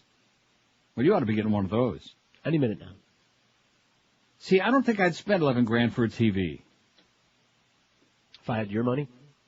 That's what I'm saying. I mean, you wouldn't spend $11,000 for a TV because you don't have it. Right. But if you had a lot of money, would you spend $11,000 for a great super clear 36-inch TV? Yeah, I would. You would? 36-inch? I'd buy 4 of them. Too small for me. 63. No, I got a, I don't know what they are. I think at home mine is like, I think both of them are 52. I got a 52-inch Sony here. No, the one at home is like a 62 or 63-inch Hitachi. But this one here is a 52-inch Sony, which is too big for my living room anyway. It's too damn big. But I do like it. It's a damn good set. I just need more room. Maybe I'll show it out on the balcony. The range also features a CD audio system in which a disc can be placed anywhere on a playing surface the size of a salad plate. Just stick it on there. Qualia is part of Sony's strategy to differentiate itself from rivals like South Korea's Samsung Electronics and to restore its faded brand premium. And didn't I just get through saying I got a Sony TV in the other room? Oh, geez, I feel like I'm faded. Like I'm off-brand. Oh, no. Oh, you know what that call was before? Remember I said they had a package downstairs? My drugs got here already. Oh! Beaner Boy, don't waste any time out there. He's got express delivery. So if there's anybody out there short, with a weekend coming up in a couple of days, Beaner Boy will take care of you. Express delivery. I just know people. 567-0560. Probably got all the numbers from George. Pound 560 on the AT&T and Verizon wireless line. We better get with it because we only got an hour to go before the 1 to 2 comedy bits Wednesday hour. Get with what? I beg your pardon? Get with what? Get with the program. Get with it. I got a lot of stuff to do here yet. We've only got 1 hour with which to do it. Don't you understand what I'm saying? Oh, okay. I got a lot of crap. In fact, I'm digging for it right now. I don't want to think about that. Why did they do that? In other words, let me just put, this is only my opinion. If that's what you have to, and I know this sounds really fuddy-duddy, like almost Steve Allen-ish, but if that's what you have to do to get people to watch your movie, then your movie sucks. See what I'm saying? Yeah. Now the second doo-doo scene. I don't want to hear about the second doo-doo scene, okay? It was hysterical. It was hysterical? It was hysterical. Crap. Funny as crap. Very now good. Finally. There's your first good line. Write it down. God.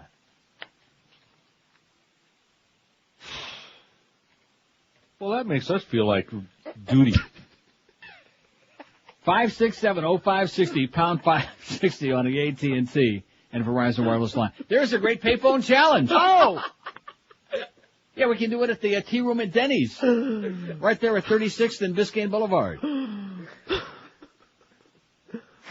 Now, Rick is going to have to get that ring, that diamond ring, out of that bowl with his teeth. Here's Miami. Hello. How you doing, Neil? Yes, sir. What about the doo-doo scene in Shawshank Redemption where he has to crawl through that pipe? Never watched that movie. Is there a doo-doo scene in that?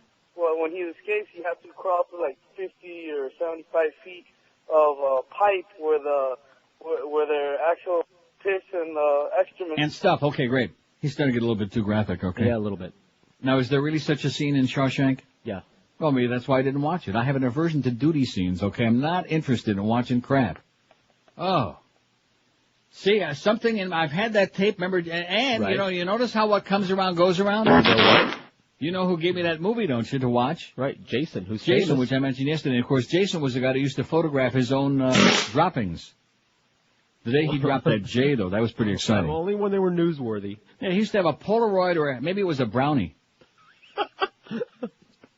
Maybe it was a Brownie Hound camera. He had a Polaroid camera. He used to take shots of his Schmidt. I don't know. I don't understand. Maybe there's some people who never want to grow up, and those people make me want to throw up, is what it is.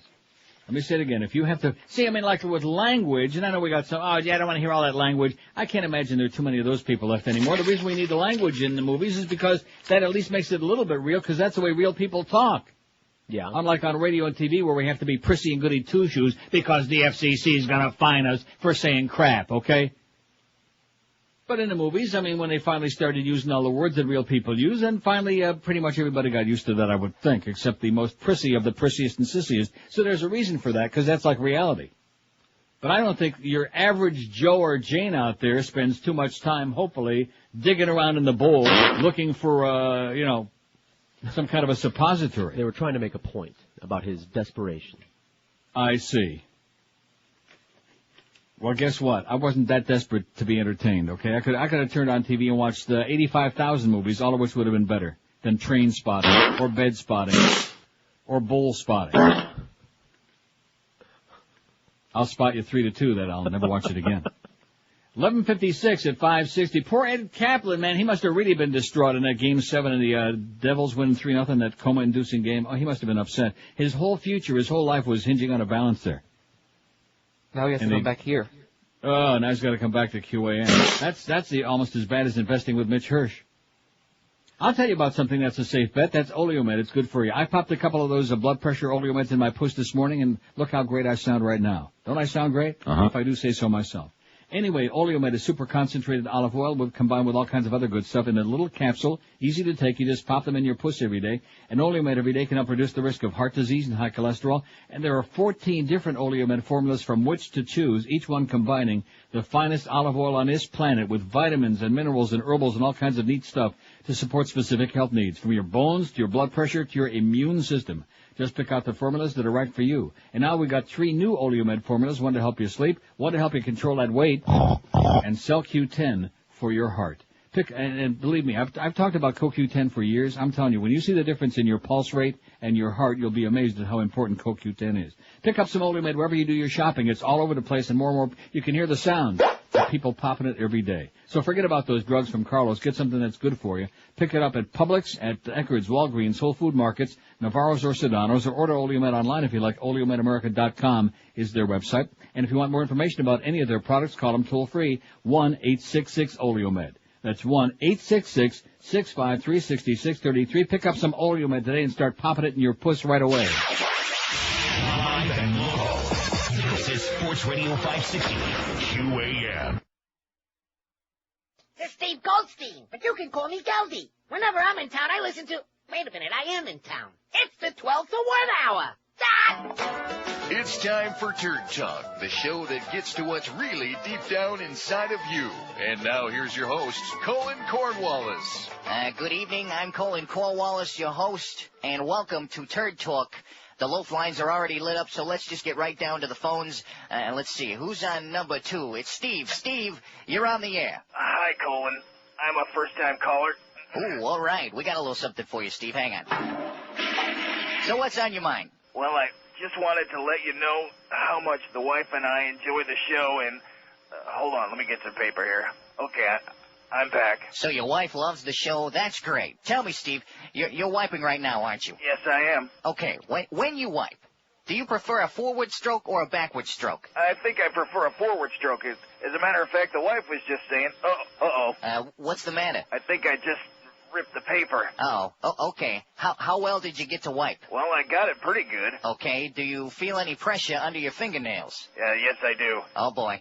Remain calm. You're having what we call a push-through. Did you get any penetration? I think so. Okay, just do as I say, and everything's going to be okay. Now, is there any clothing on the bathroom floor? You want to look for something dark-colored. Okay, let me see. Now, pull your finger out nice and slow so you don't get a flicking effect, okay? Okay. Is your finger out, Steve? Yes. Now, the first thing you want to ask yourself as you look at your finger is, has anybody in the house really made you mad today? No, they haven't. Okay, go ahead and wipe it off, Steve. Oh, thank you, Colin. Keep up the good work. Well, you are welcome. And thanks for listening. That's all the time we have for now. Until the next Turd Talk, I'm Colin Cornwallis.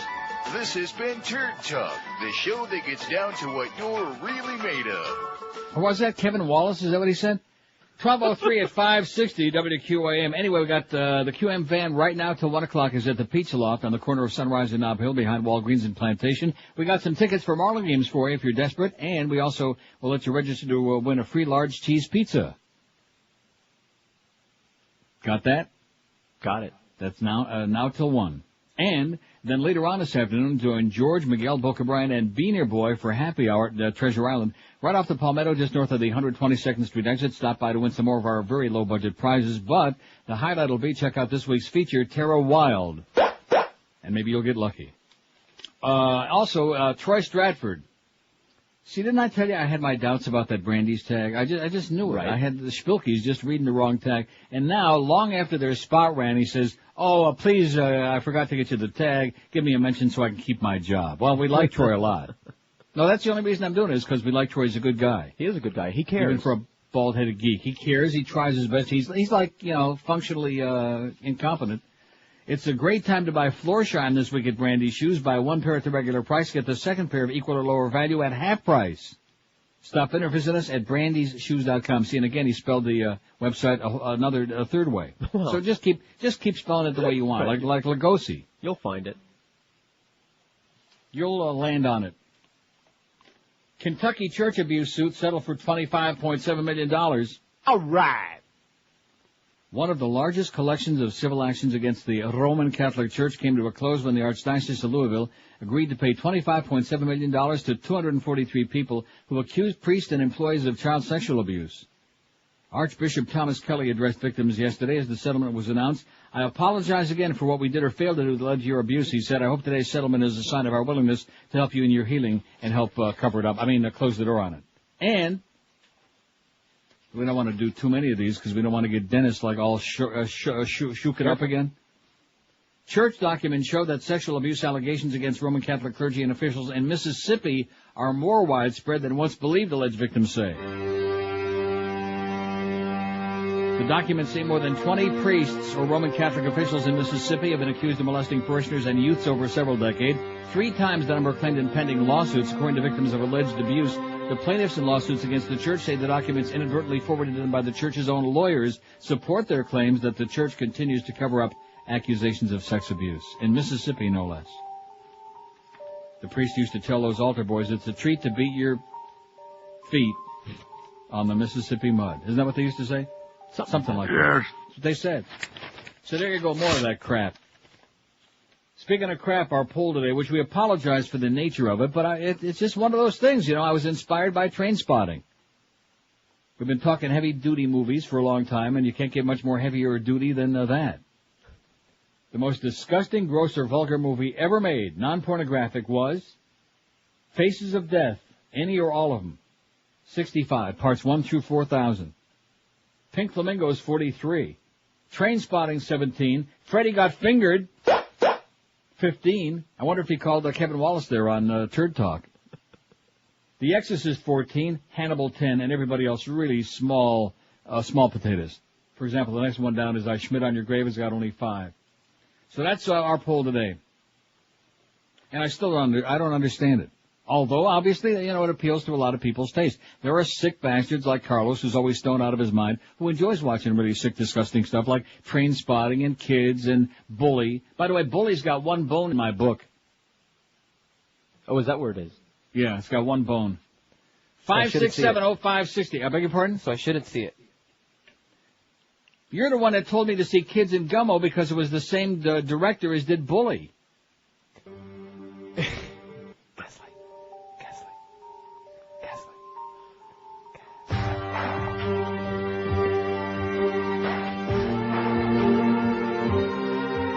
Here's a call from Kendall. Hello.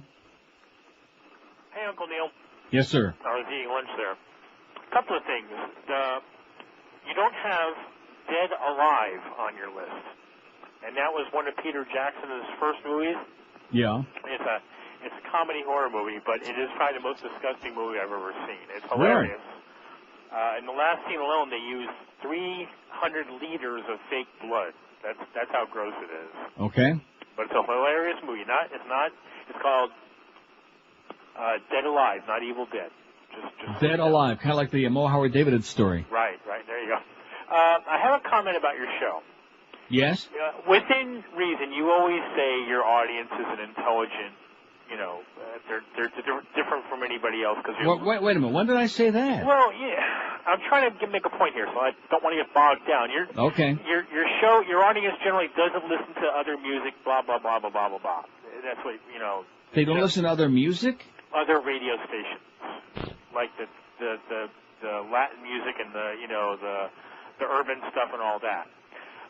I have one complaint about your show. A lot of times when you do your lead-ins, you play a parody of a song that I guarantee a lot of other people have never heard of because we don't listen to the radio. And it's like, I don't get it, and more importantly, I don't want to get it. Do you know what I'm saying? It's not your regular, not your Mo stuff and all that. It's a parody of the Backstreet Boys or whatever. And I'm like, there's one song you play, it's called Barry is a Fairy. I'm sitting there going, what the hell is it about? Because I have no idea what the hell you're talking about. No, it's called Ari Fleischer. Airy, okay. Anyway, I'm talking about getting back to But you got to understand that I can't think of a single one of those song parodies that really makes any difference. I mean, it adds to the enjoyment of it if you know the original song. Right, but if you don't know the song, it's like you're sitting there scratching your certain body parts for like a half an hour until it's over with. It's like, okay, whatever it means. Is what I'm saying make sense? Oh, no, I understand what you're saying. That if you don't understand what the song parody is based on, you don't appreciate it. Exactly. Okay. We'll take it under consideration. We'll take it to committee. I appreciate it. Thanks. Neil. Have a great day. Bye. See, I understand what he's saying. Plus, of course, a lot of the song parodies that Boca Brian does, since he's in that time warp, are songs from back in the 50s and 60s. That's like good. that one. It's part of the charm. Well, in fact, what is that song? Going to the Chapel by the Dixie Cups, right? Yeah. No, and of course, very few people in this audience know from the Dixie Cups or Going to the Chapel or any of that crap. But if you do know, it adds a little bit to the enjoyment. But I think you could still enjoy Areas of Fury without even knowing the Dixie Cups, right? Damn straight. No. Oh, I'm sorry. I mean,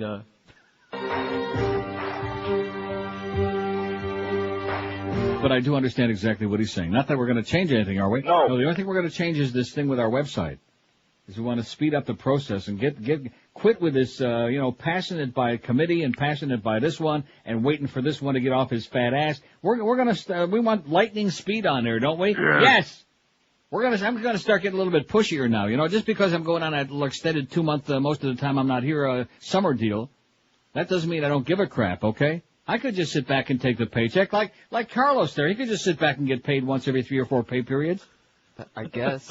But he's not going to do that. He is conscientious. He cares enough to send his very best, not to leave the kind of slipshod crap that we had for months and months and months, for about 2 years on our website. I'm embarrassed the fact that I was so indifferent and lazy, I guess, plus I had no control over it, that I was willing to accept that.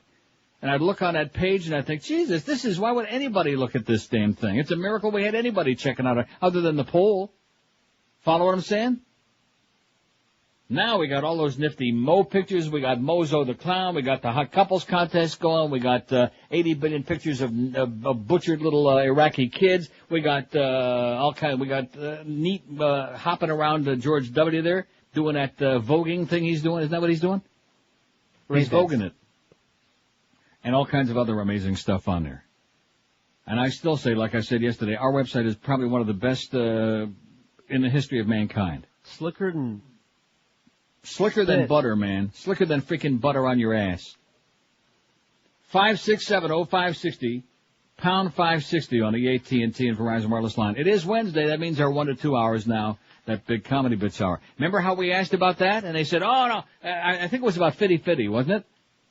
About 30, man. No, seriously, it was about 50-50, whether they liked the one that it used to be then noon to 1. I forgot already. But, a lot of negativity. Because, see, that's a mistake I make. I'm not going to ask anymore, do they like this, do they like that? Because they always say no. Right. Yeah. How we doing today? You like the show today? No. Too many movie shows again. We're going to talk about movies on this show and other stuff. And, I mean, you can call and talk about anything under the sun, any day. Not that you ever do, because you have to be spoon-fed. That's the nature of the audience. But we'll talk about it until we're good and ready to talk about something else, until something else happens, okay? I mean, we could talk about, there was another attack in the Middle East today. Wow, another bombing in Gaza. Woo! What a shock. K. Novell. Huh? When's that on? 4:30.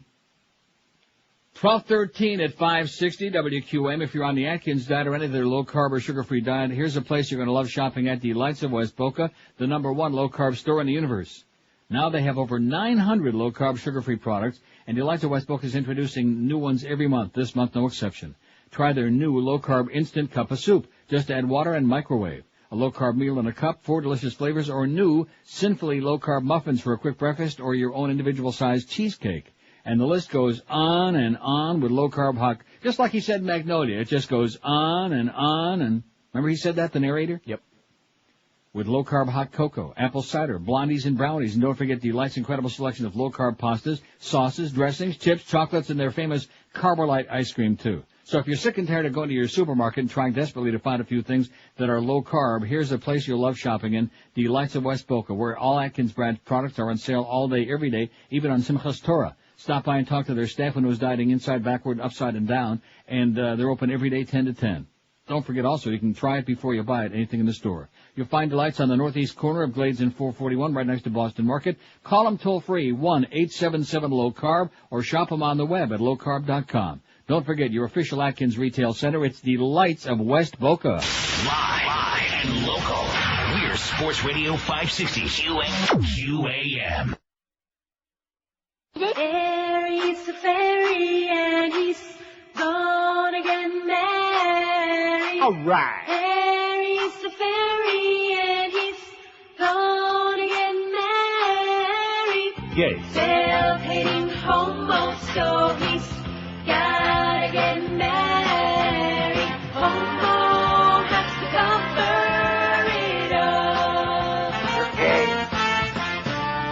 He's a queer homo, mincing poop and a brown-nosing queen with lead in his shoes. Long and confused, self-hating Jew who wears panties underneath his suit. Yes. Mary's a neocon fairy, so he's gotta get married. Mary's a fairy and he's gonna get married. Self-hating homo, now he's gotta get married. Spokesman of the White House homo. He's a fan, a jackbooted schmuck with a blow-up doll of John Ashcroft. That's what he stole for Nazi brown hole, and he never eats tuna on a roll. Harry's a screaming, leaping fairy, so he's gotta get married. Harry's the fairy, and he's gonna get married. Self-hating homo, but he's gonna get married. Homo has to cover it up. Homo has to cover. I think some of our intellectual audience would appreciate that.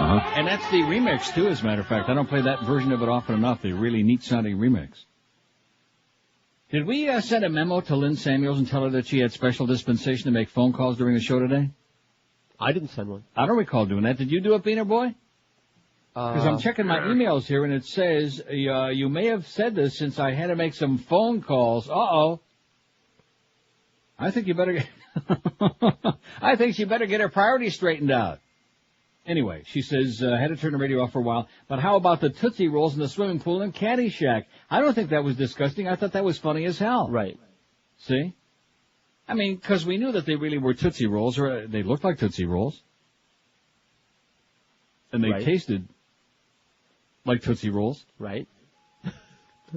I think. A little chlorinated. No, that was, see, that's funny. I have no problem with funny crap, you know, and I mean that literally. Funny crap is funny.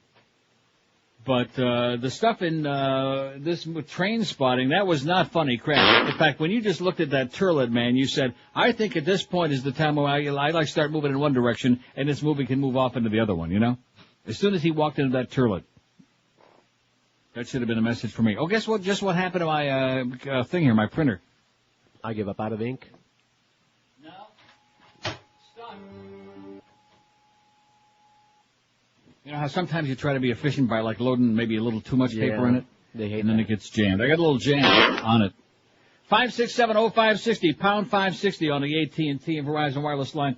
The most disgusting, gross, or vulgar movie ever made was Faces of Death, parts 1 through 1,000, 77. Pink Flamingos, 49. Oh, and that's it. That's the contest. After that, it's Small Potatoes. Trainspotting, 19. Freddie Got Fingered, 18, and he liked it, is what I heard. The Exorcist, 16, and Hannibal, 10. After that, single digits. Although Texas Chainsaw Massacre got on there late, it's moving up with 8. Got on there late, it's moving up with 8. Here's one. It says, surfing through your website, I noticed Platoon is not on your recommendation list. Why? Never saw it. I told Carlos to stick it on for mine. Good movie. Never seen it. Sounds like another one of them war movies to me. Yes. And wasn't Born on the 4th of July, wasn't that enough? Didn't I do my obligatory thing by watching I that? didn't force you to watch Platoon or telling you to. No, Born on the 4th of July you Right, did. that Oh, was and the it was good. It was very morbid and depressing. Tom Cruise was excellent in it, and he was Platoon also is, excellent in Magnolia, contrary to what you said. Respect the... I beg your pardon? Respect the... I don't know if I can say that or not. Respect the what? Well, the penis. Respect the penis. I already do. 5670560, pound 560 on the AT&T and Verizon. I mean, let's face it. You know, I don't want to get into a whole thing about genitals. But if there really were a God, couldn't he have created, I mean, something more attractive looking than penises and vaginas? See what I'm saying? I agree with half of that. No, there's nothing that, I don't care what you say, okay? I'm not talking about whether it makes you horny or not. There's nothing attractive looking about a vagina. Please. A little flower. No, stop. It's like ever seen an orchid flower? It's like a magnolia. Stop, please. And if you're going to tell me that like a limp penis, I mean, is an attractive thing. I'm not. Oh, my God. Wholeheartedly concur. Well, there you go. I've seen one or two.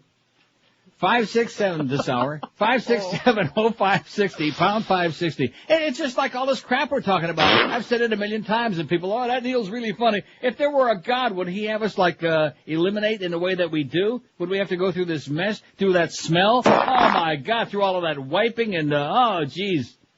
I mean, even dogs, dogs don't wipe their ass. Well, no, seriously. Even if they had the ability, they don't have to do it because for some reason. Thank goodness, the overwhelming majority of the time, it's very antiseptic. It's spotless. Don't ask me why. They do have the ability, and they do. I'm not talking about scraping on the grass like they got worms or something. If your dog is scooting, your dog's got worms. Oh, by the way, Carlos, I'd go to the doctor right away. The dog that just peed on your leg last night, he's got worms. Oh, man. No wonder he ran away from home. He was also using his tongue as toilet paper, as most dogs do.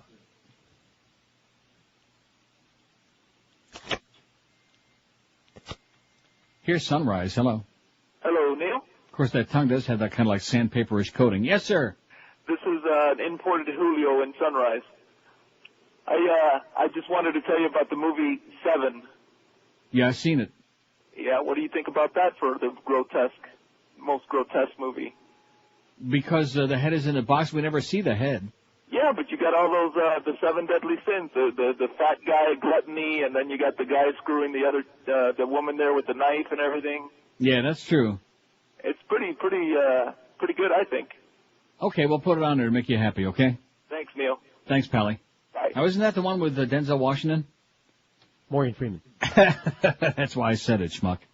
What's in the box? It's okay. It's fine except for that scene. It's a very good movie. I would recommend it. But I just don't like that scene. I don't like that. Makes me want to like. It makes me want to Vogue all over the living room. Yeah, see, like that. What's the name of that Vogue movie again? Oh! All right.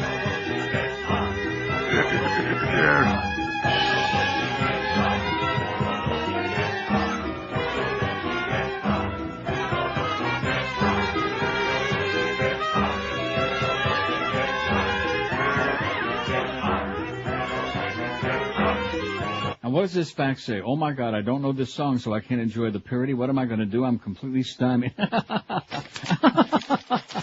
He's making fun of that guy that called. He's entitled. He's not the first one who ever said that. He's not the first one who said we don't appreciate the parodies as much because we don't know the music. And I can't help it that Boca Brian is in a time warp. What the hell are we going to do? Too late now. Too late now to drag him out of there or drag him off the floor after he heard that. Well, that's right. He's probably on the way in there, isn't he? Right. Well, he enjoys that anyway. See, that every once in a while I do something that's strictly for him because I know there's nobody else in the world old enough, except maybe for Mo. And Mo ain't listening to us. He's listening to Tony Bruno, isn't he? 5670560, pound 560 on the AT&T and Verizon wireless line. I'll tell you a guy appreciates everything on this show, whether he knows what we're talking about or not, and that's Tom Lehman, our good, close, personal best buddy at Hallett Pontiac GMC, and even General Sales Manager Joe Prieto thinks that this show and the listeners are a hoot. He even likes Beaner Boy a little bit. Not too crazy about George. At Hallett, check out the area's biggest selection of 2003 GMC Envoys, Envoy XLs, Yukon XLs, and Denali's. Nobody's got a bigger selection than Hallett. And I should mention also they used to like the Worst Team a lot. They really were pissed when Greg started dicking around with that morning show. We can only pray that they're satisfied with Pharrell being on. because everybody else seems to be. Hallett's also got a stupendous selection of pre-owned cars, trucks, and SUVs. For the biggest selection on GMC SUVs, Neil deals, and more, this is the place you'll love to shop. And you don't have to worry if you don't have perfect credit, because they're not going to be real picky like most of the other car dealers. They're not going to give you like a real grilling. If your credit is marginal, if you once knew Greg Reed, no problem at all. They'll still find a way to get you into a fine vehicle at Hallett Pontiac GMC, 13401 South Dixie Highway. That's on US 1 right across the street from the Falls, where they've been doing great business and treating people stupendous for over 35 years. Open every day, 7 days a week. If you want more info on any of their deals, just call the Neil Deal hotline, toll free. It's 1-888-534-4211. That's 1-888-534-4211. And don't forget to mention you heard about the Neil Deal, because they'll save even more just for having the balls to mention my name. Hallett Pontiac GMC, I sure agree when they say we be professional grade. Live and local. This is Sports Radio 560. QAM. That the end of the world is going to come next Tuesday at 4:30 p.m., and the Department of Health has requested homeowners to unplug all electrical appliances, turn off radios and TV sets, and disconnect gas stoves and furnaces. The post office recommends that you mail early in the day, and for those with automobiles, alternate side of the street parking will be suspended. That's the end of the world next Tuesday at 4:30 p.m. Mark it down. Well, not another one of these. But I don't know this song. I do. We dance like sissies, we sing like wussies, but we must tell you, we swear we're not gay.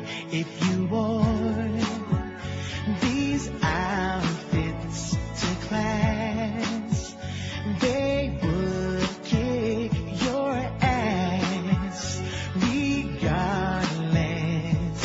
We swear we're not gay. We look like interior designers.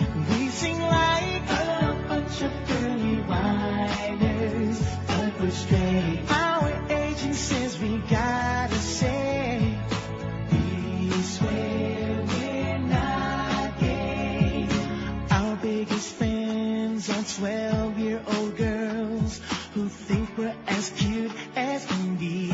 Yeah, but as they get older, they all figure out we're hiding our latency. One thing is for sure, we get manicured. We do. Wash our clothes on the delicate cycle. Want to do a session with George Michael, but today we think that we had better say, we swear we're not gay. Oi! I swear we're not gay. Okay, now, in my opinion, Nick Carter is obviously a screamer, and Howie might be, but the rest of the Backstreet Boys aren't gay. 12:33. Now, isn't that one of those songs they were playing on the Latin stations a lot? Who are you asking? Well, that's what that guy was talking about. He said our listeners right. are, like, more intellectual and they don't listen to the other side of the Latin. I mean, anybody that didn't hear that song when it was out, because he mentioned the Backstreet Boys specifically, that's why I played it, you have to be in a vacuum. Right. They were playing that song on pop-up toasters. You know, I like it that way. Right. Elevators, hallways. Right. Everywhere. PA. When people were doing the Vogue, when they were voguing in the living room, they were playing that song. Anyway, here's a great fact from Tom in Hollywood. I wish I had time to read the whole thing, Tom, but I don't. About Bush being a Nazi and about the Patriot Act, about wondering where the weapons of destruction are. And the greatest fertilizers for the seeds of fascism, he says, are ignorance, complacency, and apathy. Absolutely correct, sir. He says Howard Beale was right. Keep up the good work. Thanks, Tom in Hollywood. Excellent facts. 5670560, pound 560 on the AT&T and Verizon wireless line. Faces of... I wonder if that's in my book. Good I question. doubt it, don't you? Yeah, there weren't movies, really. They were just, I don't know. Yes, they were. Are they? Yes, they well, were. And they were documentaries, available. I guess, are movies.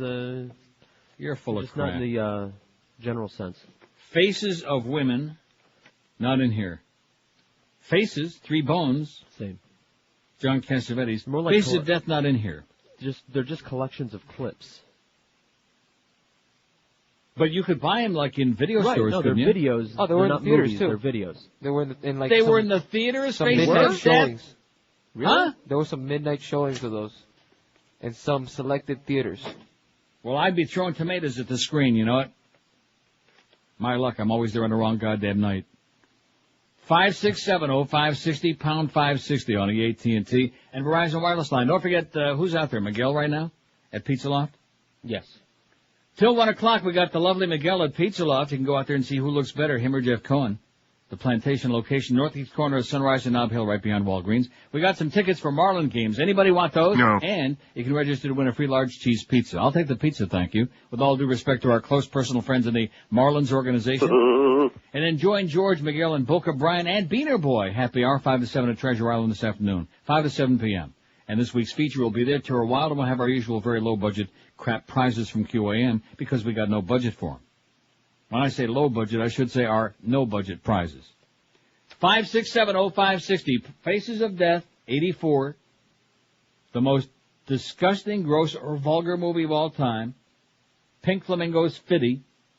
Trainspotting, 20. Freddy Got Fingered, 19. I bet you Duff enjoyed that. The Exorcist, 18. Hannibal, 10, 11. And Texas Chainsaw Massacre is climbing up the ladder, baby. It's got 10. Those are the ones in double digits. Schmidt on Your Grave has got 7. Here's a call from Boca. Hello. Speaking of Schmidt, Yes? the vacuum, how you doing, Neil? Great. I'm surprised no one in this market mentioned Jackass. Did you see it? Jackass the movie? Yeah. Did I see it? No. Yeah. No? No. Oh, well, you have to see it. I mean, it kind of goes along with our Schmidt theme today. One of the scenes is they're going to play a prank on this plumber shop, and the guy walks in with his newspaper, squats on a commode. But before they did that, the guy was saving up something, and as a prank on him, they locked him. They locked him in the van as he was getting ready to go out. He's like, "Yeah, I really got to go." They say, "Are you sure?" He goes, "Yeah," and they lock him in the van, and you could see Are you the sure? discomfort in his face. I mean, I almost fell out of my chair, then walked out, but it was towards the end of the movie, and there was even a even sicker scene right after that. But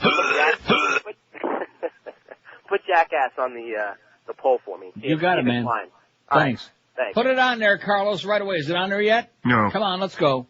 I'm looking. I don't see it yet. Now, haven't you taken control of this thing? No. Why not? We're going to have to speak after the show. In addition to which, why is the number 7 in the middle of 7? That's how the movie was, No. Yeah. I have the tape. That's not how it's, it is? That's what I saw the other day.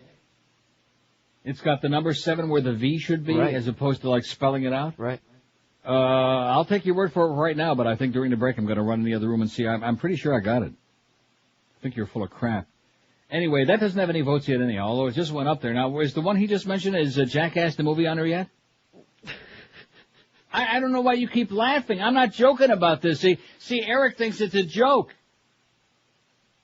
Not a joke. It's something we're taking very seriously, man. You got the goddamn stopwatch going on your ass, Eric. And it's not a pretty picture either.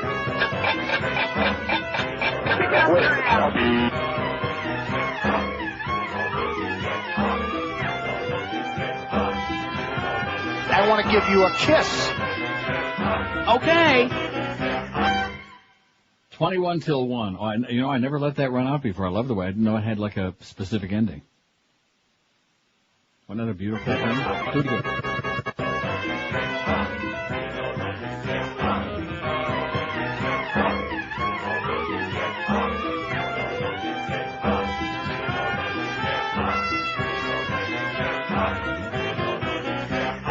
Oh! 20 till 1 at 560 WQM. Our big 1 to 2 comedy bits are from a 1 to 2, which I guess is when you'd expect it to be. And then at 2 o'clock we got Joe Rose again for the whatever dog it is. All the dogs all the time. We got Joe Rose filling in again. He's got a big heart on. 4 o'clock you got the Humper 4 to 7. And then you got 7 to 7:30, something new and not too exciting. You got QAM Rewind, the best of QAM, which you go to the store. We only got a half an hour for that. Isn't there a message in there? What? Then you got the Marlin pregame at 7:30. Marlins at the Brewers to play a team even worse than they are at 8:05 tonight. Eddie K follows the baseball game. And our good, close, personal friends Joe and Mark, who want their 5 to 6 hour back overnight, 2 to 5 in the morning. They want to be on 2 to 6. They want the 5 o'clock hour back. They want it back real soon. Davis Love's brother-in-law or whatever blew his head off. By now you've been hearing about Laminates R Us and how laminate wood flooring from Laminates R Us is the easy, low-maintenance alternative to natural wood flooring. Laminates R Us is the best place to find laminated wood flooring from Peridor, Pergo, Wilson Art, Unifloor, and Quickstep. They've got all the top names, all installed by Pergo certified installers. Here's another reason why you ought to be calling Laminates R Us. Their prices will floor you. Right now you can get their summer special for just $1,995. That's correct. Just $1,995 for up to 380 square feet of beautiful laminate wood flooring. It is positively unbelievable. And Laminates R Us will match any legitimate written offer, too. For a free and-home estimate, call Laminates R Us toll-free 1-877-777-3336. What could be easier? Free carpet disposal, free furniture moving waiting for you, a 25-year warranty, and years and eons of beautiful, easy care laminate wood flooring. Check this out. Call Laminates R Us today toll-free at 1-877-777-3336. Live and local. This is Sports Radio 560. QAM. Feel really, really shitty.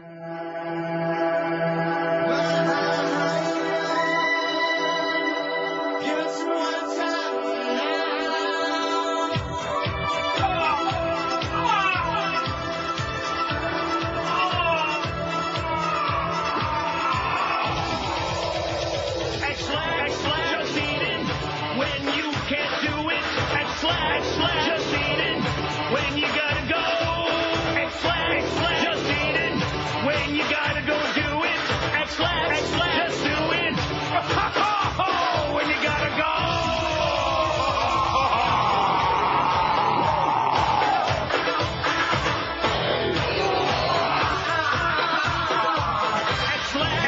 Just eat it. When you gotta go do it, just eat it. When you gotta go.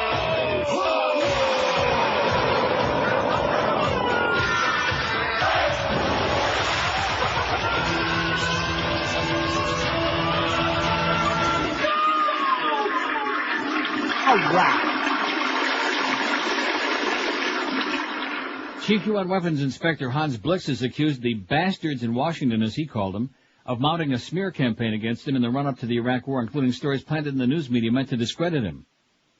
The normally cool Swede, due to retire from his UN post at the end of this month, also said in an interview published today that U.S. officials put pressure on him to use more damning language when reporting on Iraq's alleged weapons programs.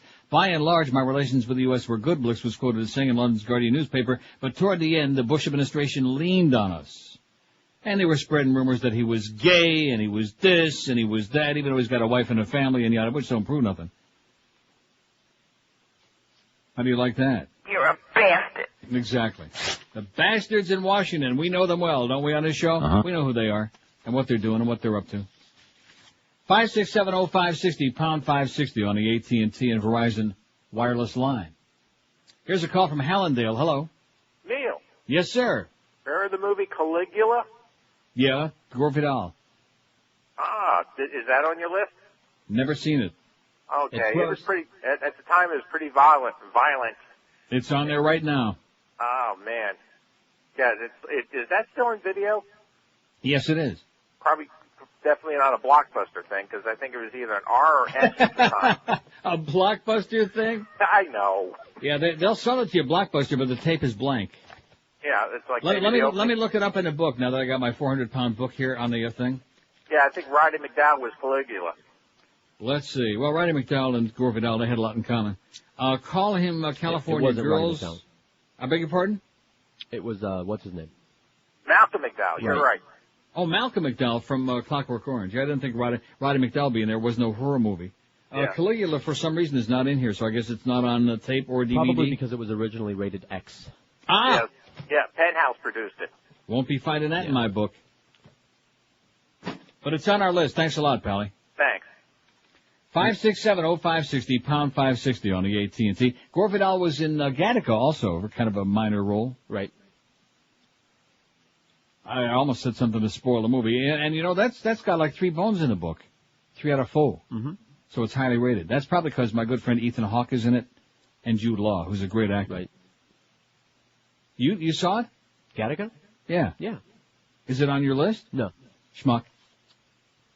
5670560. Well, of course, Magnolia's not on your list either. So, you know, you can either listen to me and Beaner Boy, or you can listen to George when it comes to these movie ratings and stuff. I mean, you know, George likes crap movies. He likes... Oh, that's right. That wasn't you either. That was Trainspotting was Boner Boy. George likes it too. I liked it fine. You got to see the other crap scene. You've got to see the rest of that. That disc will never make it in my DVD player again. You can bet Beaner Boy's life on it. Okay. Just fast forward and look away. I don't. Yeah. Well, what's that going to accomplish? Fast forward it and look away? And look up and see if all the crap's gone. I almost slipped there. Careful. You turd. Sick.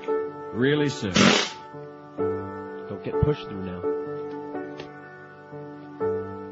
Yeah, Harry'd like to push off right about now. Right off the edge of the toilet seat. See, George don't like that movie either. So, you know, his whole thing. Take a look at his list and then, you know, chuckle a little bit. And then if there happen to be ones that we agree with, the rest of us, then you say, well, maybe they are pretty good. 5670560, pound 560 on the AT&T and Verizon wireless line. 10 till 1 at QAM. Got Joe Rose for Mad Dog today. All excited about that? No. No, we love Joe. We love having Joe on once in a while. It's just that Mad Dog is like, he's on a schedule now from hell. You ever see anything like this? Called carrying a good thing a little bit too far. Just a little bit too far, and the rest of us are getting pretty goddamn jealous. I'm going to have to accelerate my summer Tuesday and Thursday schedule if he keeps this up. Now, what day is it today?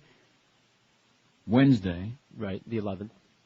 Which means I work tomorrow and then you work on Friday. 10 till 1 at QAM. Hurricane season is here. Holy crap. Before a storm hits you, you put up shutters to protect the windows and doors of your home if you have any brains. But what about the roof of your house? The Somay Paint Factory makes roof mastic. This is a roof coating that can help you hurricane-proof your roof. Somay's roof mastic saved 100 roofs during Hurricane Andrew, while unprotected roofs were peeling off and flying away like crazy. Somay's also waterproof coatings for every kind of roof under the sun. Call the Somay Paint Factory, S-O-M-A-Y, at 305-633-6333. The Somay Paint Factory is the oldest quality paint and waterproof coating manufacturer in the entire state of Florida. Somay is going to save you a lot of money because they eliminate the middleman markups. They sell to everybody at wholesale prices that are 60% lower than what you'd pay for national brands at retail stores. So protect your home and property from South Florida's tough tropical climate with the best paints and waterproof coatings at the best prices. Call the Somay Paint Factory, 305-633-6333, or find on the web if you like at Somay.com. That's S-O-M-A-Y, Somay.com. Don't forget, you save a lot of money when you buy direct from the Somay Paint Factory, and be sure and tell them that old Neil told you to call. Live and local. This is 560. The radio's all yours now. QAM. Hi, this is G. Gordon Liddy, and they don't come any worse than Neil Rogers. So, you had one chimichanga too many, and you are suffering from a nasty case of the cucarachas. Your lower intestinal tract feels worse than in Mexican economy. Well, what to do? Introducing new Salsa Lax. It's a south of the border laxative that will have you doing a hot dance in no time. Salsa Lax combines the gentle laxative with that great jalapeno taste. Salsa Lax is safe and effective. Plus, it tastes great on a corn chip. So if your bowels are suffering burrito blockage, don't say, ay caramba. Get new Salsa Lax in 4 exciting flavors. Medium, hot, mesquite, and chunky. Look for the bottle with Montezuma on the label. Ay, sí que bueno. Salsa Lax. Now, let me ask you, why did I do this hour? Back myself into a We're box. just having that conversation. No, you played all the breaks. I know I played all the breaks, Okay. but I'm saying I did the last one too soon. We thought you were just being real antsy about getting this hour started, and we Yeah. were... Drex. No, I wasn't. I just looked at the clock and I realized that I did a break. But that gives us a chance to, get I know why caught you up did with it. everything here. You thought the show was going to end at 1 and you had to take that break early. You're programmed. All right. Sounds good to me. Anyway, what do we got? Let's catch up on the poll here. We got 297 votes. We have a little trouble getting this thing started today because we have some, we have a lot of middlemen, a lot of pimps involved in this poll process. The most disgusting, gross, or vulgar movie ever made, Faces of Death, parts 1 through 1,000, 95 votes, no contest. Pink Flamingos 56. Freddy Got Fingered 21. Trainspotting 21. The Exorcist 20. Texas Chainsaw Massacre 15. Hannibal 13. And I Schmidt on Your Grave has got 8. Natural Born Killer 7. The other one's catching up. A little bit slow. Also, speaking of catching up, our Hot Couples Contest, I just checked the thing there. Vicky and Dennis, we got your picture, thank you. Josh, who is it? Jody and Kevin, we got their pictures. And speaking of the email you've been sending me, what about that link from yesterday? Are we going to put the link to that thing, that website? You asking me? Well, I think we should. Okay. Very similar to prisonplanet.com, but not exactly the same. In fact, they have a link to Prison Planet, too. What is it, Starseed TV? Right.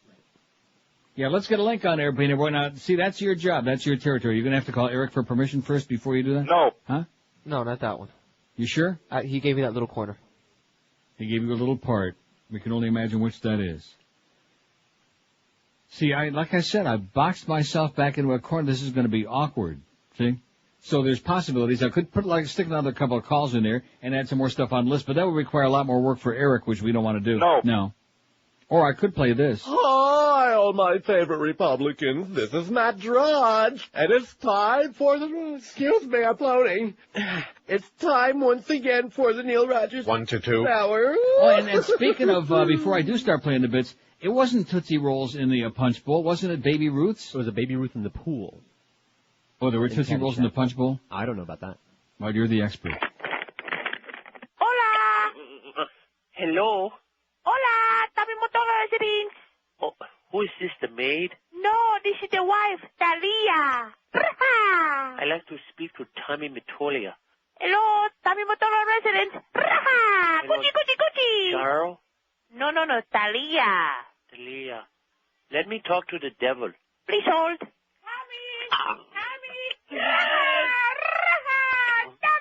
What is it? You got the phone. Oh. Phone. Hello. Tommy Matolia. Speaking. This is Michael Jackson. You lost your job. You lost your job. Hey, I didn't lose my job. I stepped down. Oh, sure. However you want to paint the picture, whatever you have to tell yourself in order to save some sort of face, you do it, but you lost your job. You know, actually, it's kind of nice to hear your voice. What? It's kind of nice to hear anybody's voice. What are you talking about? Yeah, can you hear that? That's my Mexican wife. Let me tell you, it was cute for maybe 5-10 minutes a day. But if I got to stay home with her every day, I'm going to go crazy. You're getting your just desserts, Tommy Matolia, the devil. All we do is eat Mexican food. Chimichangas, burritos, Tostitos. I got more gas than Exxon. And you deserve to have the bloat. Listen, Michael, I'll resurface somewhere. I'll start another label. Sure you will, so you can destroy the career of other budding artists. Are we going to Chevy? Yes, honey, we're going to Chevy. Thank you very much, All Tommy. right. Oh, jeez. If it's not Chevy's, it's Chi-Chi's. If it's not Chi-Chi's, it's what's that drive-in place? I don't know what you're talking about. I called to berate you, and all I'm getting is dribble and chimichanga. Admit it, I was the reason you were forced to be fired. Right, I know, because I'm very, very, very devilish. I want to live in America. I want to live in America. You're living in America, all right? Hey, look, Mikey, I gotta go, okay? I gotta take her over to Taco Bell. Chevy! Okay. Chevy's, you want to come with us? No, I don't want to be seen with you. You are the devil. Though at this point, I am finding myself having some sympathy for you. All right. I gotta go there, Mikey. Let me tell you something. If I were to fart right now, half the neighborhood would go up. Goodbye.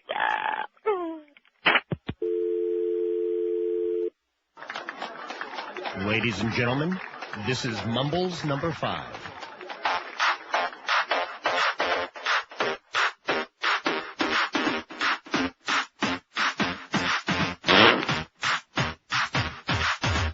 One, two, three, 4, 5. Everybody in the car, so come on, let's up. See the liquor store around the corner. The boys say they want to see the things. I really don't wanna.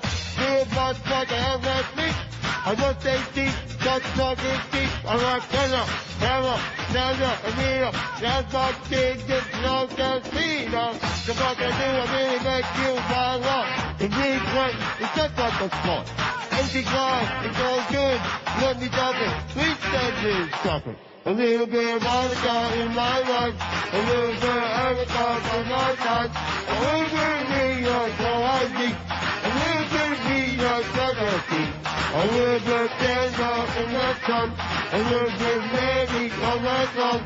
A little bit of Jessica, here I am. A little bit of music, kilogram.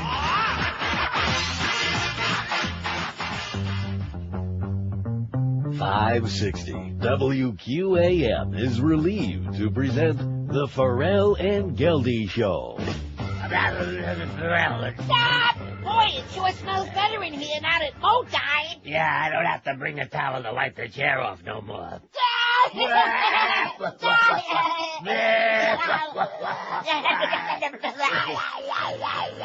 I didn't stay with that voice all day. Look who's talking. My voice don't always sound like that. No, this is my voice. I'm not putting you on. Every day I wake up sounding the same way. Hey, What? your voice, it's, Oh, yeah. Like I was saying. What? You want to change your voice? Yeah, I want a gravelly one like you. Well, all you gotta do is grab your balls like this. Ooh, that hoist. Ow. Ooh, let go my balls. They weren't easy to find, pal. I'll grab your balls. We'll taught you good with the Kung Fu grip. Yeah, your voice changing yet? Yeah. Please,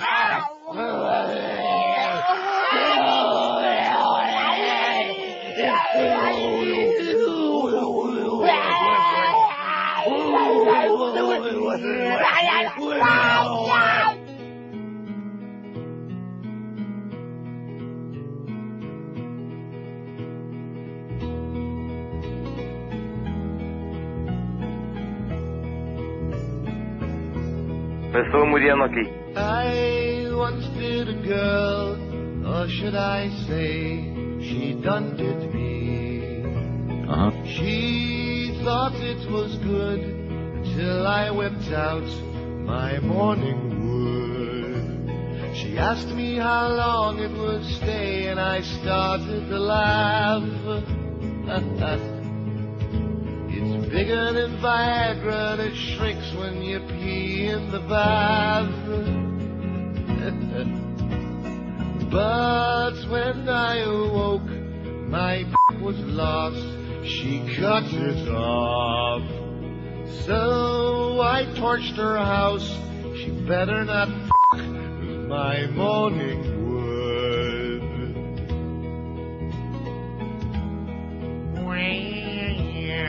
My morning wood.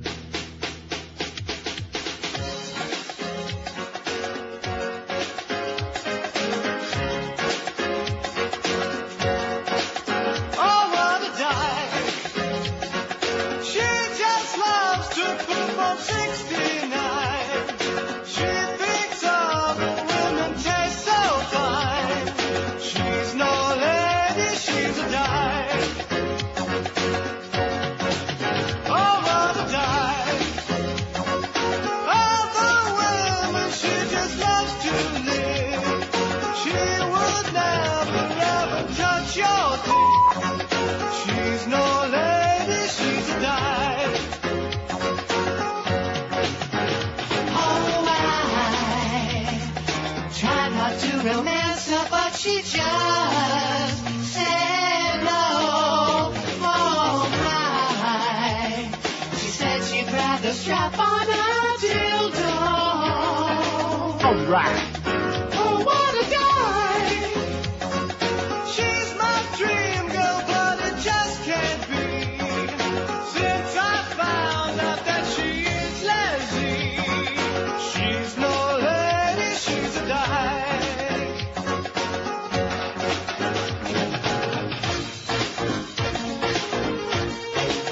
I felt so sad when I finally had to leave her.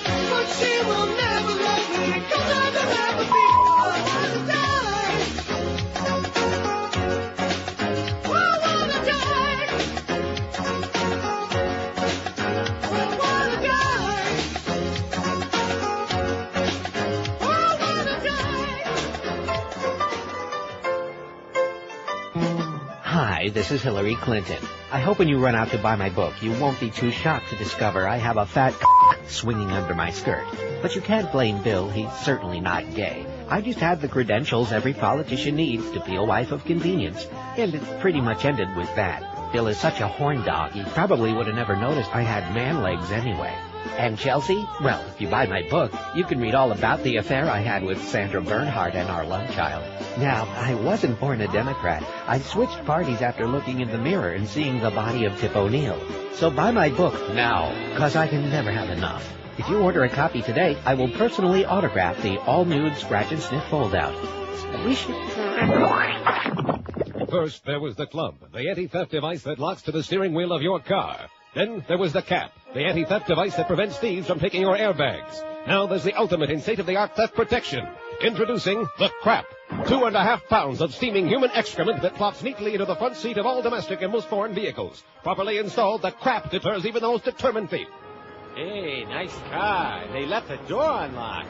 Let's take this for a little spin.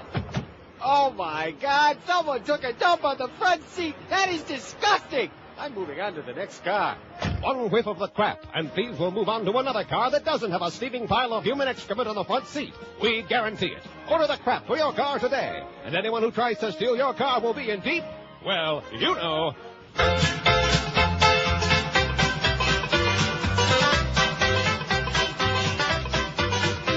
Well, I bought some new potato chips 'cause they ain't got any fat. But an hour after I ate them, in the john I sat. I knew they had some side effects, but I thought I'd take a chance. But right after I swallowed them, I felt my colon dance. 8-0 Lestra, my bowels began to seize. Now I'm in the can of squatting with my pants around my knees. 8-0 Lestra, now I'm afraid to sneeze, 'cause I might feel something disgusting running down my knees. Well, I should have seen that warning that they put on the bag, and I should have been suspicious when the clerk gave me a rag. So if you eat them, don't be surprised if your belly hurts, and in about an hour you'll have the Lestra squirts. 8-0 Lestra, my bowels began to seize. Now I'm in the can of squatting with my pants around my knees. 8-0 Lestra, now I'm afraid to sneeze, 'cause I might feel something disgusting running down my knees. Hillary Clinton, what was going on in the back of her mind during President Bush's address to Congress? And why was she rolling her eyes?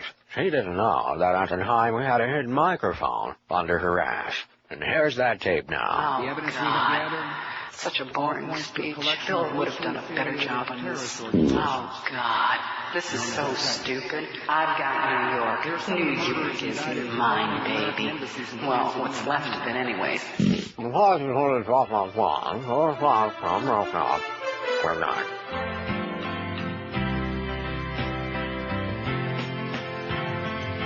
I was attacked by the monkey man.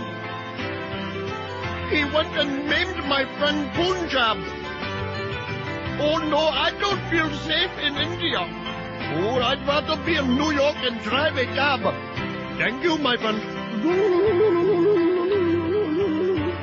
Well, I'll be dead. Look at this fax. Did you see this before you sent it to me? I'm sure you did. Yes, I'm texting hi, Leah. Right. Says, I'm a longtime fan who enjoys many aspects of the show, especially the recorded comedy bits. One of my favorites is Dickens Cider, the drink which the narrator describes as best enjoyed fortified with liquor, etc., and so on. Well, imagine my surprise earlier today when I was getting a drink at a local gas station and saw that someone is making Dickens Cider for real. It's an energy drink in a black can with a she-devil for the logo. Maybe it's Hillary. Samples showed up on Monday. Are you serious? I'm drinking one now. Are you sure? Really? By the way, yeah, he is. It's well, how come you didn't tell me that? It's already Wednesday and you just tell me now? I didn't think it was newsworthy. I know you probably don't like Red Bull. It's sugary as hell. So you probably wouldn't like the beverage. It tastes like Red Bull, only more lemon flavored, it said. They even have their own website at, what does that say? DCinferno.com. It's a bad copy here. DCinferno.com. Okay. As in Dickens Cider. Keep up the good work. Do you please play the Dickens Cider bit one more time before they take it down for legal reasons? They're not going to take it down. Text, don't get panicky, but I will play it again. And the logo is really neat. Is it really? It is. Well, I'm delighted to hear that. 11 past 1 at 560 WQM on Wednesdays between 1 and 2. We play all comedy bits. Certainly take requests, but we don't get a lot of them because they figure we're not going to play them anyway, right? And they're probably right. Although we do drop the Mickey Mouse thing in there. And the Talia. Talia. Go get the mic. Oh. That wasn't bad. I'll tell you what is bad, when your carpets look and smell bad, not just dirty, but I'm talking about when they even smell bad because there's all kind of schmutz in them. Maybe somebody's dog peed on somebody's leg, and of course the rest trickles down into the carpets. You know how that goes. Well, Dry Concepts will make all of those bad things disappear just like magic because they dry clean your carpets. This is an exclusive patented method. There is nobody else in the universe who'll be doing it. That's why I've used them for well over 20 years in my home, and everybody I know uses Dry Concepts. Now they wouldn't think about talking to anybody else because they're the best in the universe at making your carpets look and feel and smell just like brand new. And not only your carpets, but your drapes, your expensive area rugs, your oriental rugs, your upholstery, your leather furniture, all of these things. And if you have a problem with pet odors, like I mentioned only moments ago, or mildew odors caused by water damage, no problem. Dry Concepts will make them all disappear just like they did a little magic trick on your thing. And, of course, no worries about rip-offs when you call these folks because not only do they show up on time, but they give you a written guaranteed price before they start doing the work. No games, no BS, just a stupendous job at a fair guaranteed price every time. Can't beat it. Call Dry Concepts today. You'll never think about calling anybody else. Call them toll-free from anywhere, 1-800-248-5071. 1-800-248-5071. If you want more info on the spectacular work they can do for you, check out their website at dryconcepts.com. Don't forget, with Dry Concepts, you really do clean today and entertain tonight.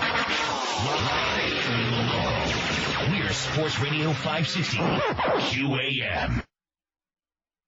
Oh, let's rate Radio Big Shot. Oh! That's how we pass the time away in the gay old jail of ours. All right. Howdy! Hi, I'm Spike, and you know, when I'm driving down Route 9W on a hot summer day, me and the missus always stop at Dickens Fruit Stand. They've got everything from fruit to vegetables, homemade pies, but there is nothing like their cider. Ain't that right, honey? Uh-huh. Dickens cider. Yes, sirree. Why, even though we were late for church last Sunday, she had to have a little Dickens cider. Uh-huh. She says there ain't nothing like it. Even my minister says his wife enjoys a little Dickens cider now and then. Hey, why don't you bring some home in our protective plastic rib bottle? That way it'll stay fresh. Or you can let it sit a while and have some hard Dickens cider. It's good at lunch, good at dinner, and there's nothing like waking up with a Dickens cider. Dickens Fruit Stand, just off Route 9W and Country Road 69. Open 24 hours, because after a chilly summer night, I like to snuggle up in bed with a hot Dickens cider.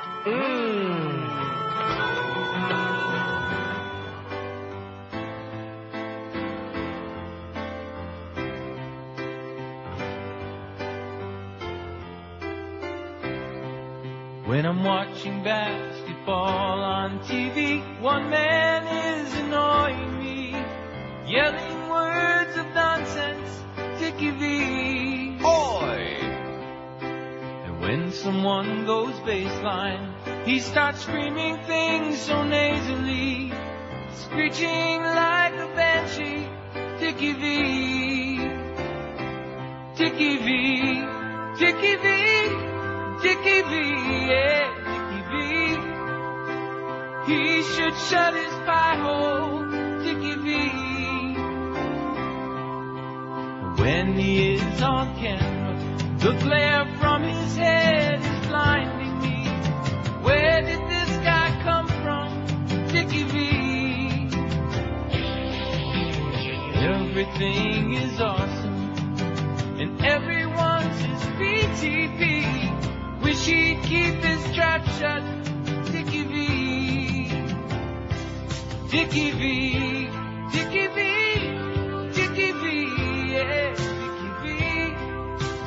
Giving me a headache, Dickie V. Dickie V. Dickie V. Dickie V. Yeah, Dickie V. He really is annoying, Dickie V. Yes.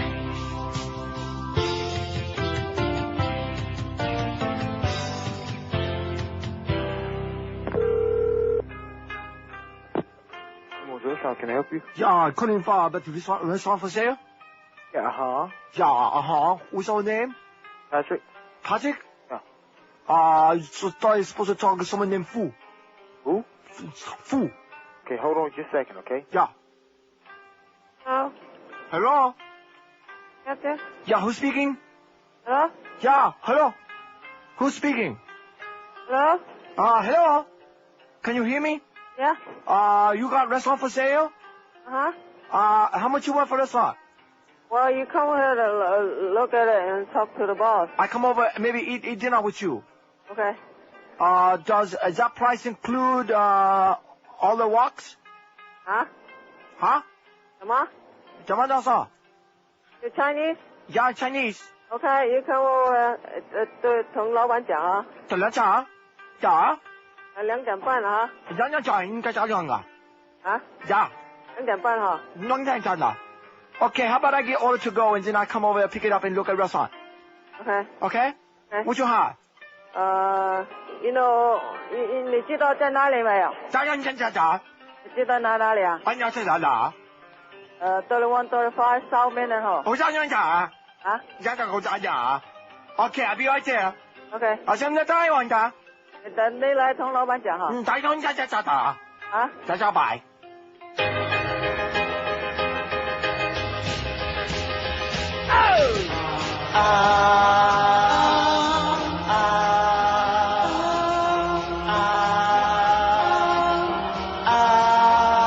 At the pot, you can pinch it, you can drop it, you can squeeze it, you can plop it at the pot. Oh, you can squirt it, you can stroke it, you can even roll and smoke it in the pot. You can sit and read the comics, you can scrub it, you can vomit at the pot. Well, let's go to the pot. Let's go to the pot. Okay. Let's go to the pot. Let's go to the pot. Let's go to the pot. Or you can take a tampon, keep a flush until it's gone down at the pot. And you can dump your goldfish when they're getting all stiff down in the pot. You can lose the evidence when the cops are breaking in down at the pot. Well, let's go to the pot. Let's go to the pot. Oh! Let's go to the pot. Let's go to the pot. Let's go to the pot. Let's go!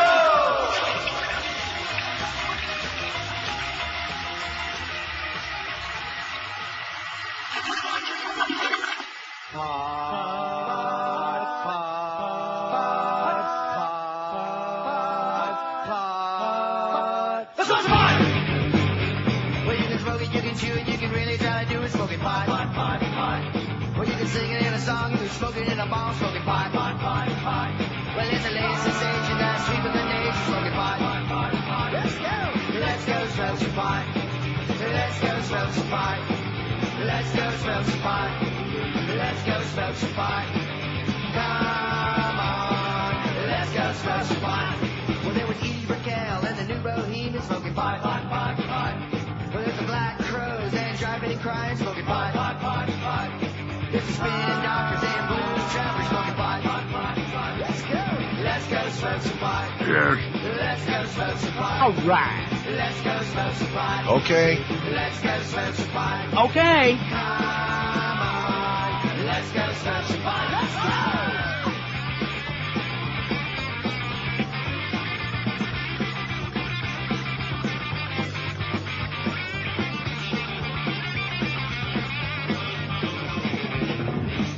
Everybody solo!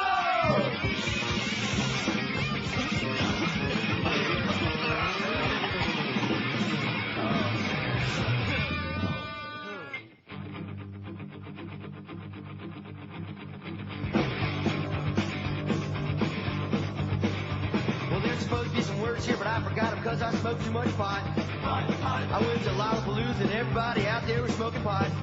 I saw Blind Melon and the Red Hot Chili Peppers and Pearl Jam and Widespread Panic. Let's go smoke some pot! Oh. Let's go smoke some pot! Unbelievable. Let's go smoke some pot! Increíble. Let's go smoke some pot! Come on, let's go smoke some pot. Let's go!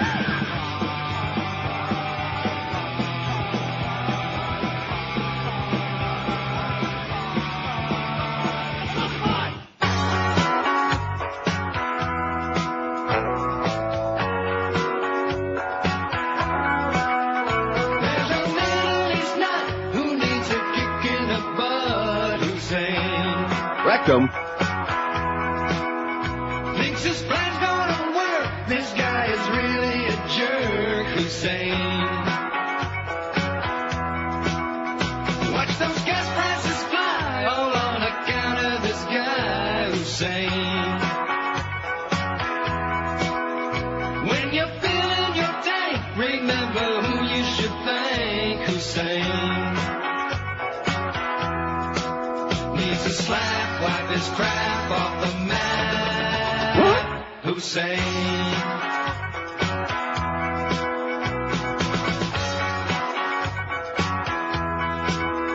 For a while he was gone, and then this guy named Saddam Hussein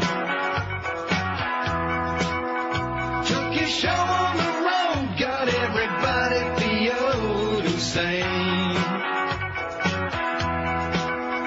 Now he's getting his dues for causing everyone's blues, Hussein. Figured he had it made, sure hope he likes the blockade, Hussein.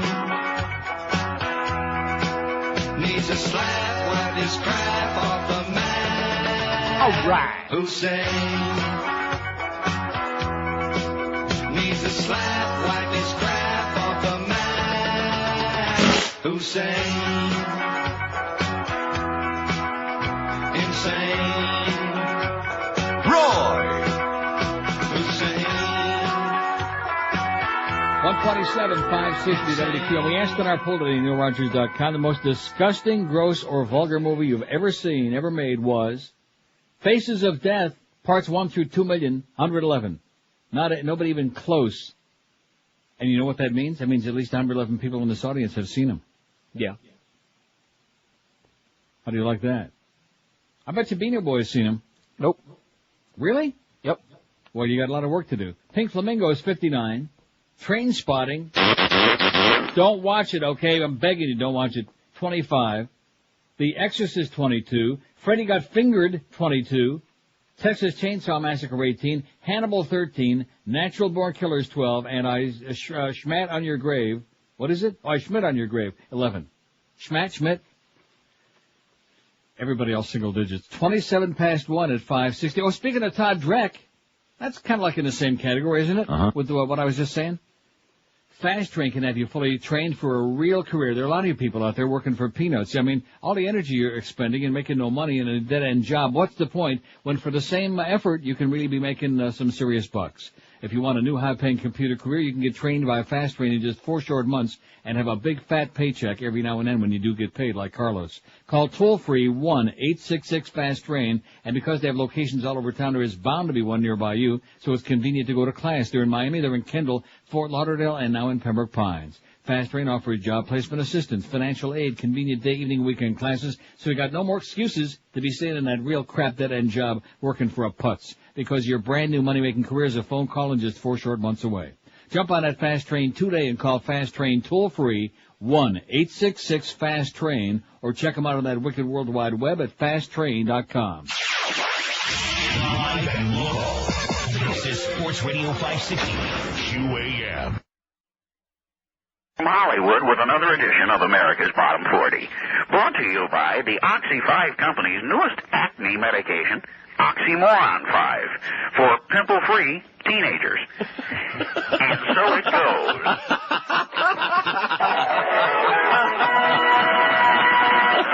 They're going to have to be a little quicker on the tape, boys. That's a good joke. We've got the worst songs in America, and we're counting them down. Record stores are showing them. For some unknown reason, you're buying them, and I'm using them as coasters. First, let's review the top 3 songs on the charts. At number 3, Guns N' Roses is singing Sweet Child of Mine. Well, if I had a child around the house today, I'd have these 4 words for lead guitarist Slash and his cohorts. Stay the hell away.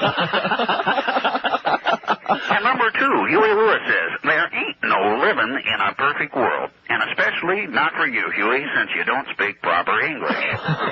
And at number 1, George Michael sings, he's got a monkey on his back. Well, I would imagine it's getting a little crowded back there, George.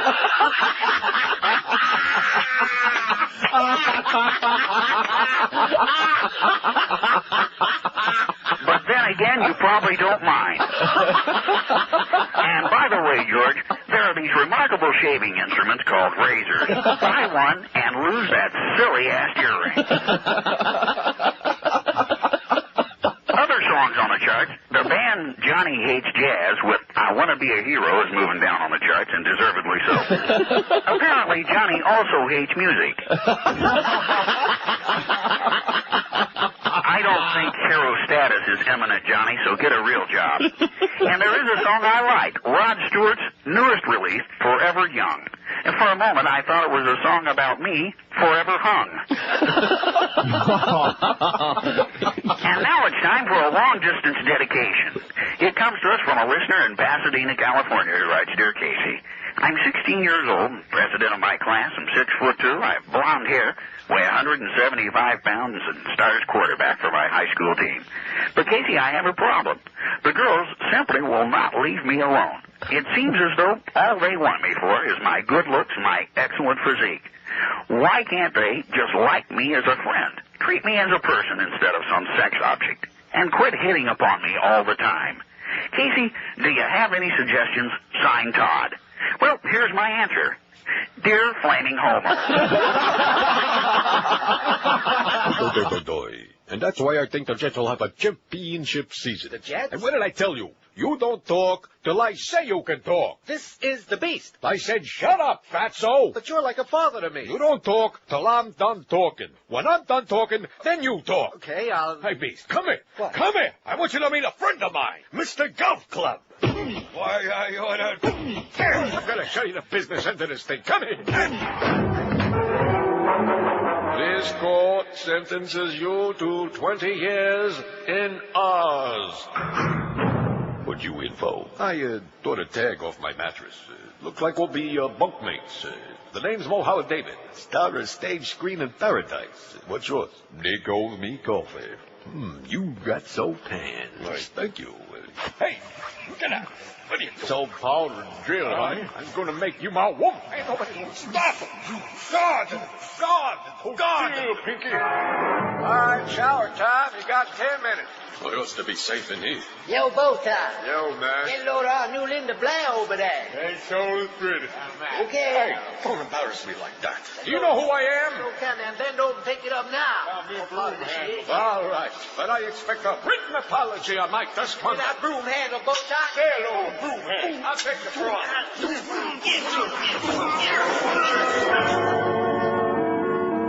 The warden will see you now. Thanks. Well, Mr. David. Hello, Warden. Oh, Jack Warden. How can I help you? Well, you see, Warden. Yes? I keep getting raped. Oh, isn't that a shame? I'll look into it right away. Thanks, Warden. It's about time somebody... Now drop your pad. Huh? I said drop your pad. This is Oz. Favors don't come cheap. Yo, let's rape Mo. Radio Big Shot. Oh! That's how we pass the time away in the gay old jail of Oz. The pub smokes dope.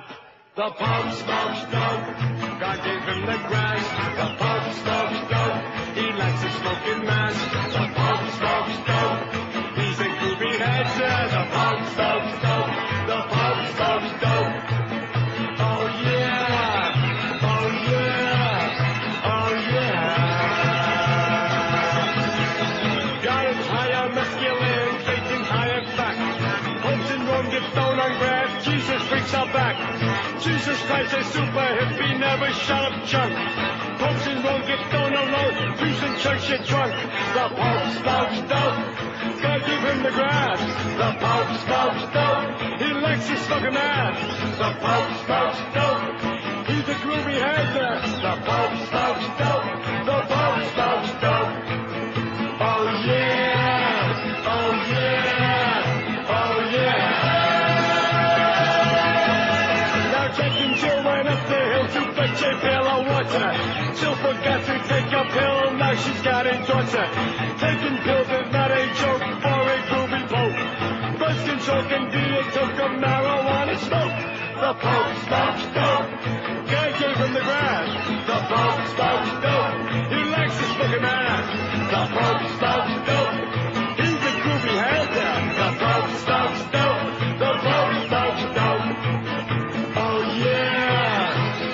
yeah, oh yeah. The Pope is getting higher. The Pope is getting higher. The Pope is getting higher. The Pope is getting higher. The Pope smokes dope. God gave him the grass. The Pope smokes dope. He likes to smoking ass. The Pope smokes dope. He's a groovy hazard. The Pope smokes dope. The Pope smokes dope. The Pope smokes dope. The Pope smokes dope. Cha cha cha.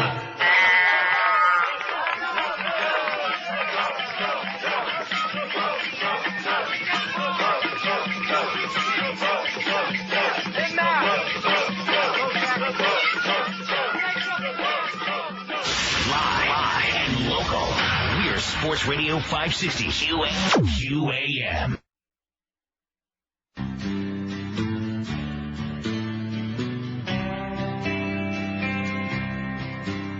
She fools the people when she's acting nice. Yeah, yeah, yeah, yeah. But Hillary Clinton is as cold as ice. Yeah, yeah, yeah, yeah. A megalomaniac with PMS. Yeah, yeah, yeah, yeah. Mr. Giuliani's yelling SOS. Yeah, yeah, yeah, yeah. Now, Rudy, did you hear about this one? Where she suckered Bill with a punch. Rudy, what would you say to Clinton? Hey, lady, are you screwing much? If you believe Hillary Clinton, you're doomed. Man, are you doomed? If you believe there's nothing up her sleeve, then you've been fooled.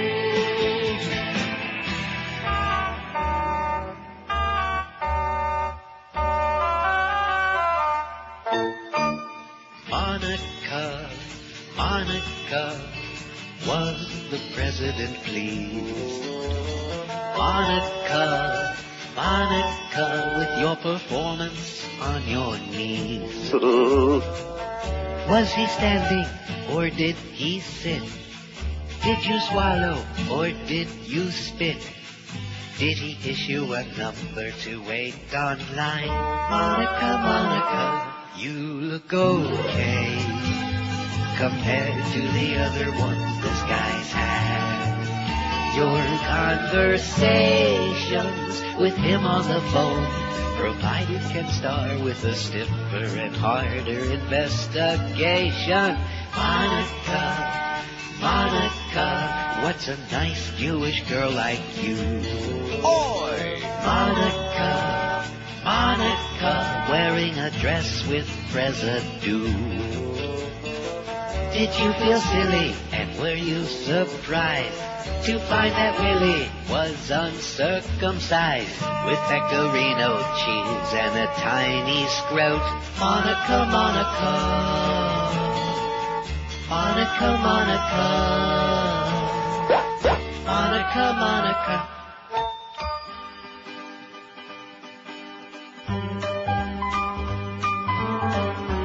Oh, we're fine. Don't like all the heartburn. Every time I see that retarded dimwit on my TV. He's President Dumb, Republican muscled in, an inarticulate idiot. I don't know why they would want this guy, but now he's here. We're screwed the next 4 years with President Dumb.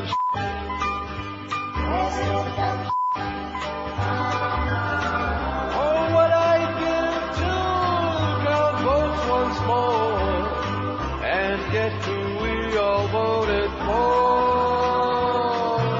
Why did you want this? Lips drumming, stupid key.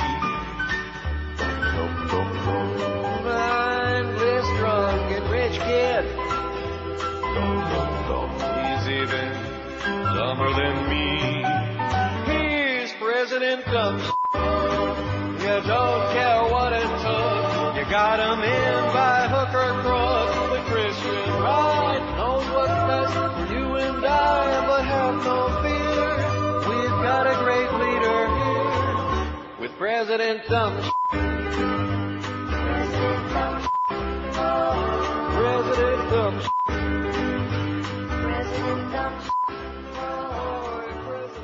Live and local. This is Sports Radio 560.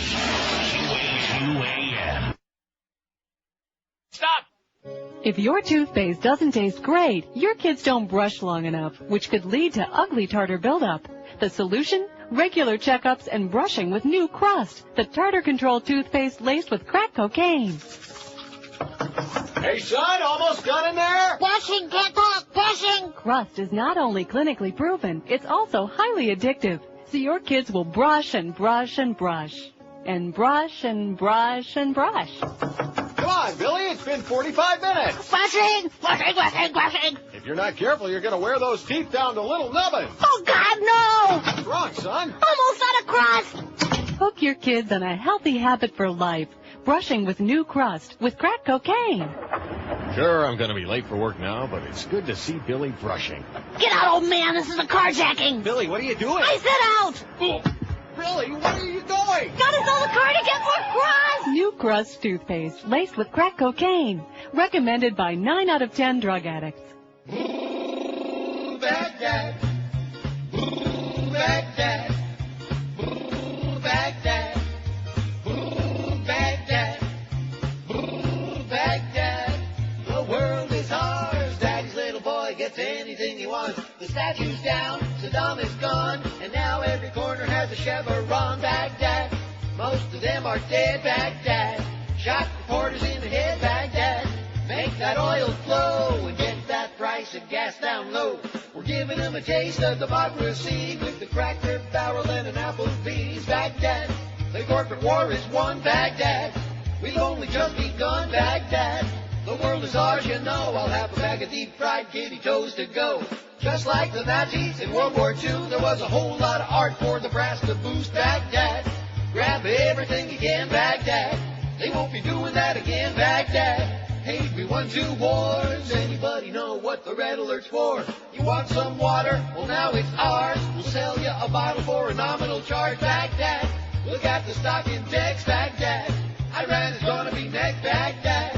Now Bush is God. Daddy's little boy gets anything he wants. Daddy's little boy gets anything he wants. Daddy's little boy gets anything he wants. Baghdad. Baghdad. Baghdad. Oh, where can my little dog be? My little dog be, my little dog be. A, B, C, D, E, F, G, H, I, J, K, L, M, N, O, P. Oh, twinkle, twinkle, little star, how I do wonder where you are. Jack and Jill went up a hill to fetch a pail of water.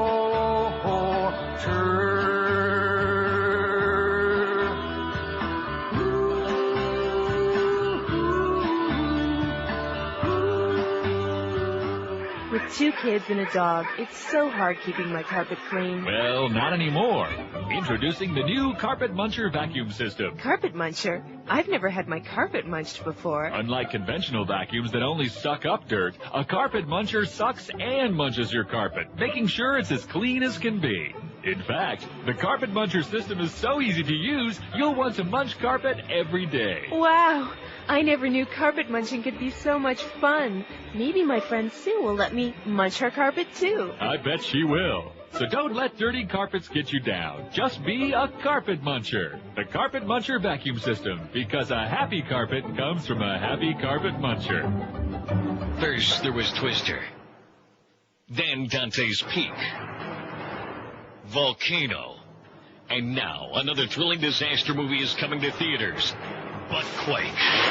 This disaster takes place after a Catholic family of 8 visits a Taco Bell in their family van, and this disaster changes their lives forever. Oh, no! Dad!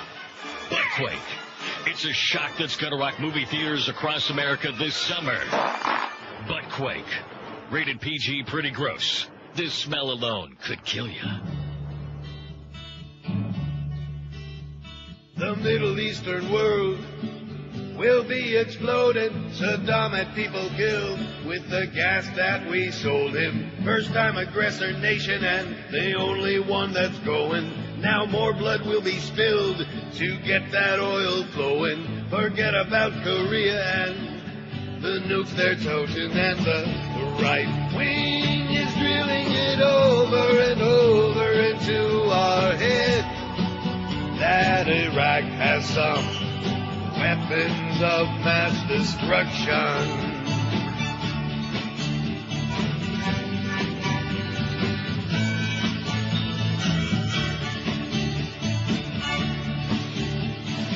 3,000 people killed are not forgotten. Let's exploit them instead. Hey, there's oil to be gotten. Going after Saddam too.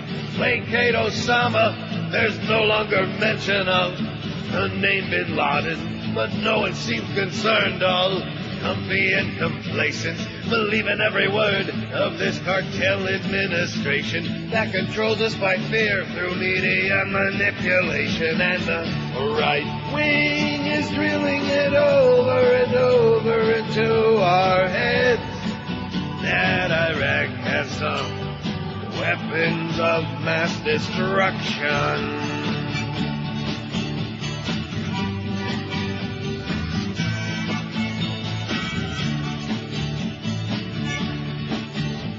The loss of civil rights is the price that we're paying. We're all suspects now, Nazi Ashcroft is saying. I have nothing to hide, table talkers all are saying. Blind obedient cattle don't have any reservation. Without unprovoked battle and world annihilation. Old regimes must fall and Halliburton installed with no objection at all. Democrats don't have the balls, and the right wing is drilling it over and over into our brainwashed heads. Iraq has some weapons of mass destruction. Only Iraq has some weapons of mass destruction. Bye. The Neil Rogers Show on 560 WQAM, Miami, Fort Lauderdale. Well, let me tell you something, my Crout Mick friend. I'm a fat Jew.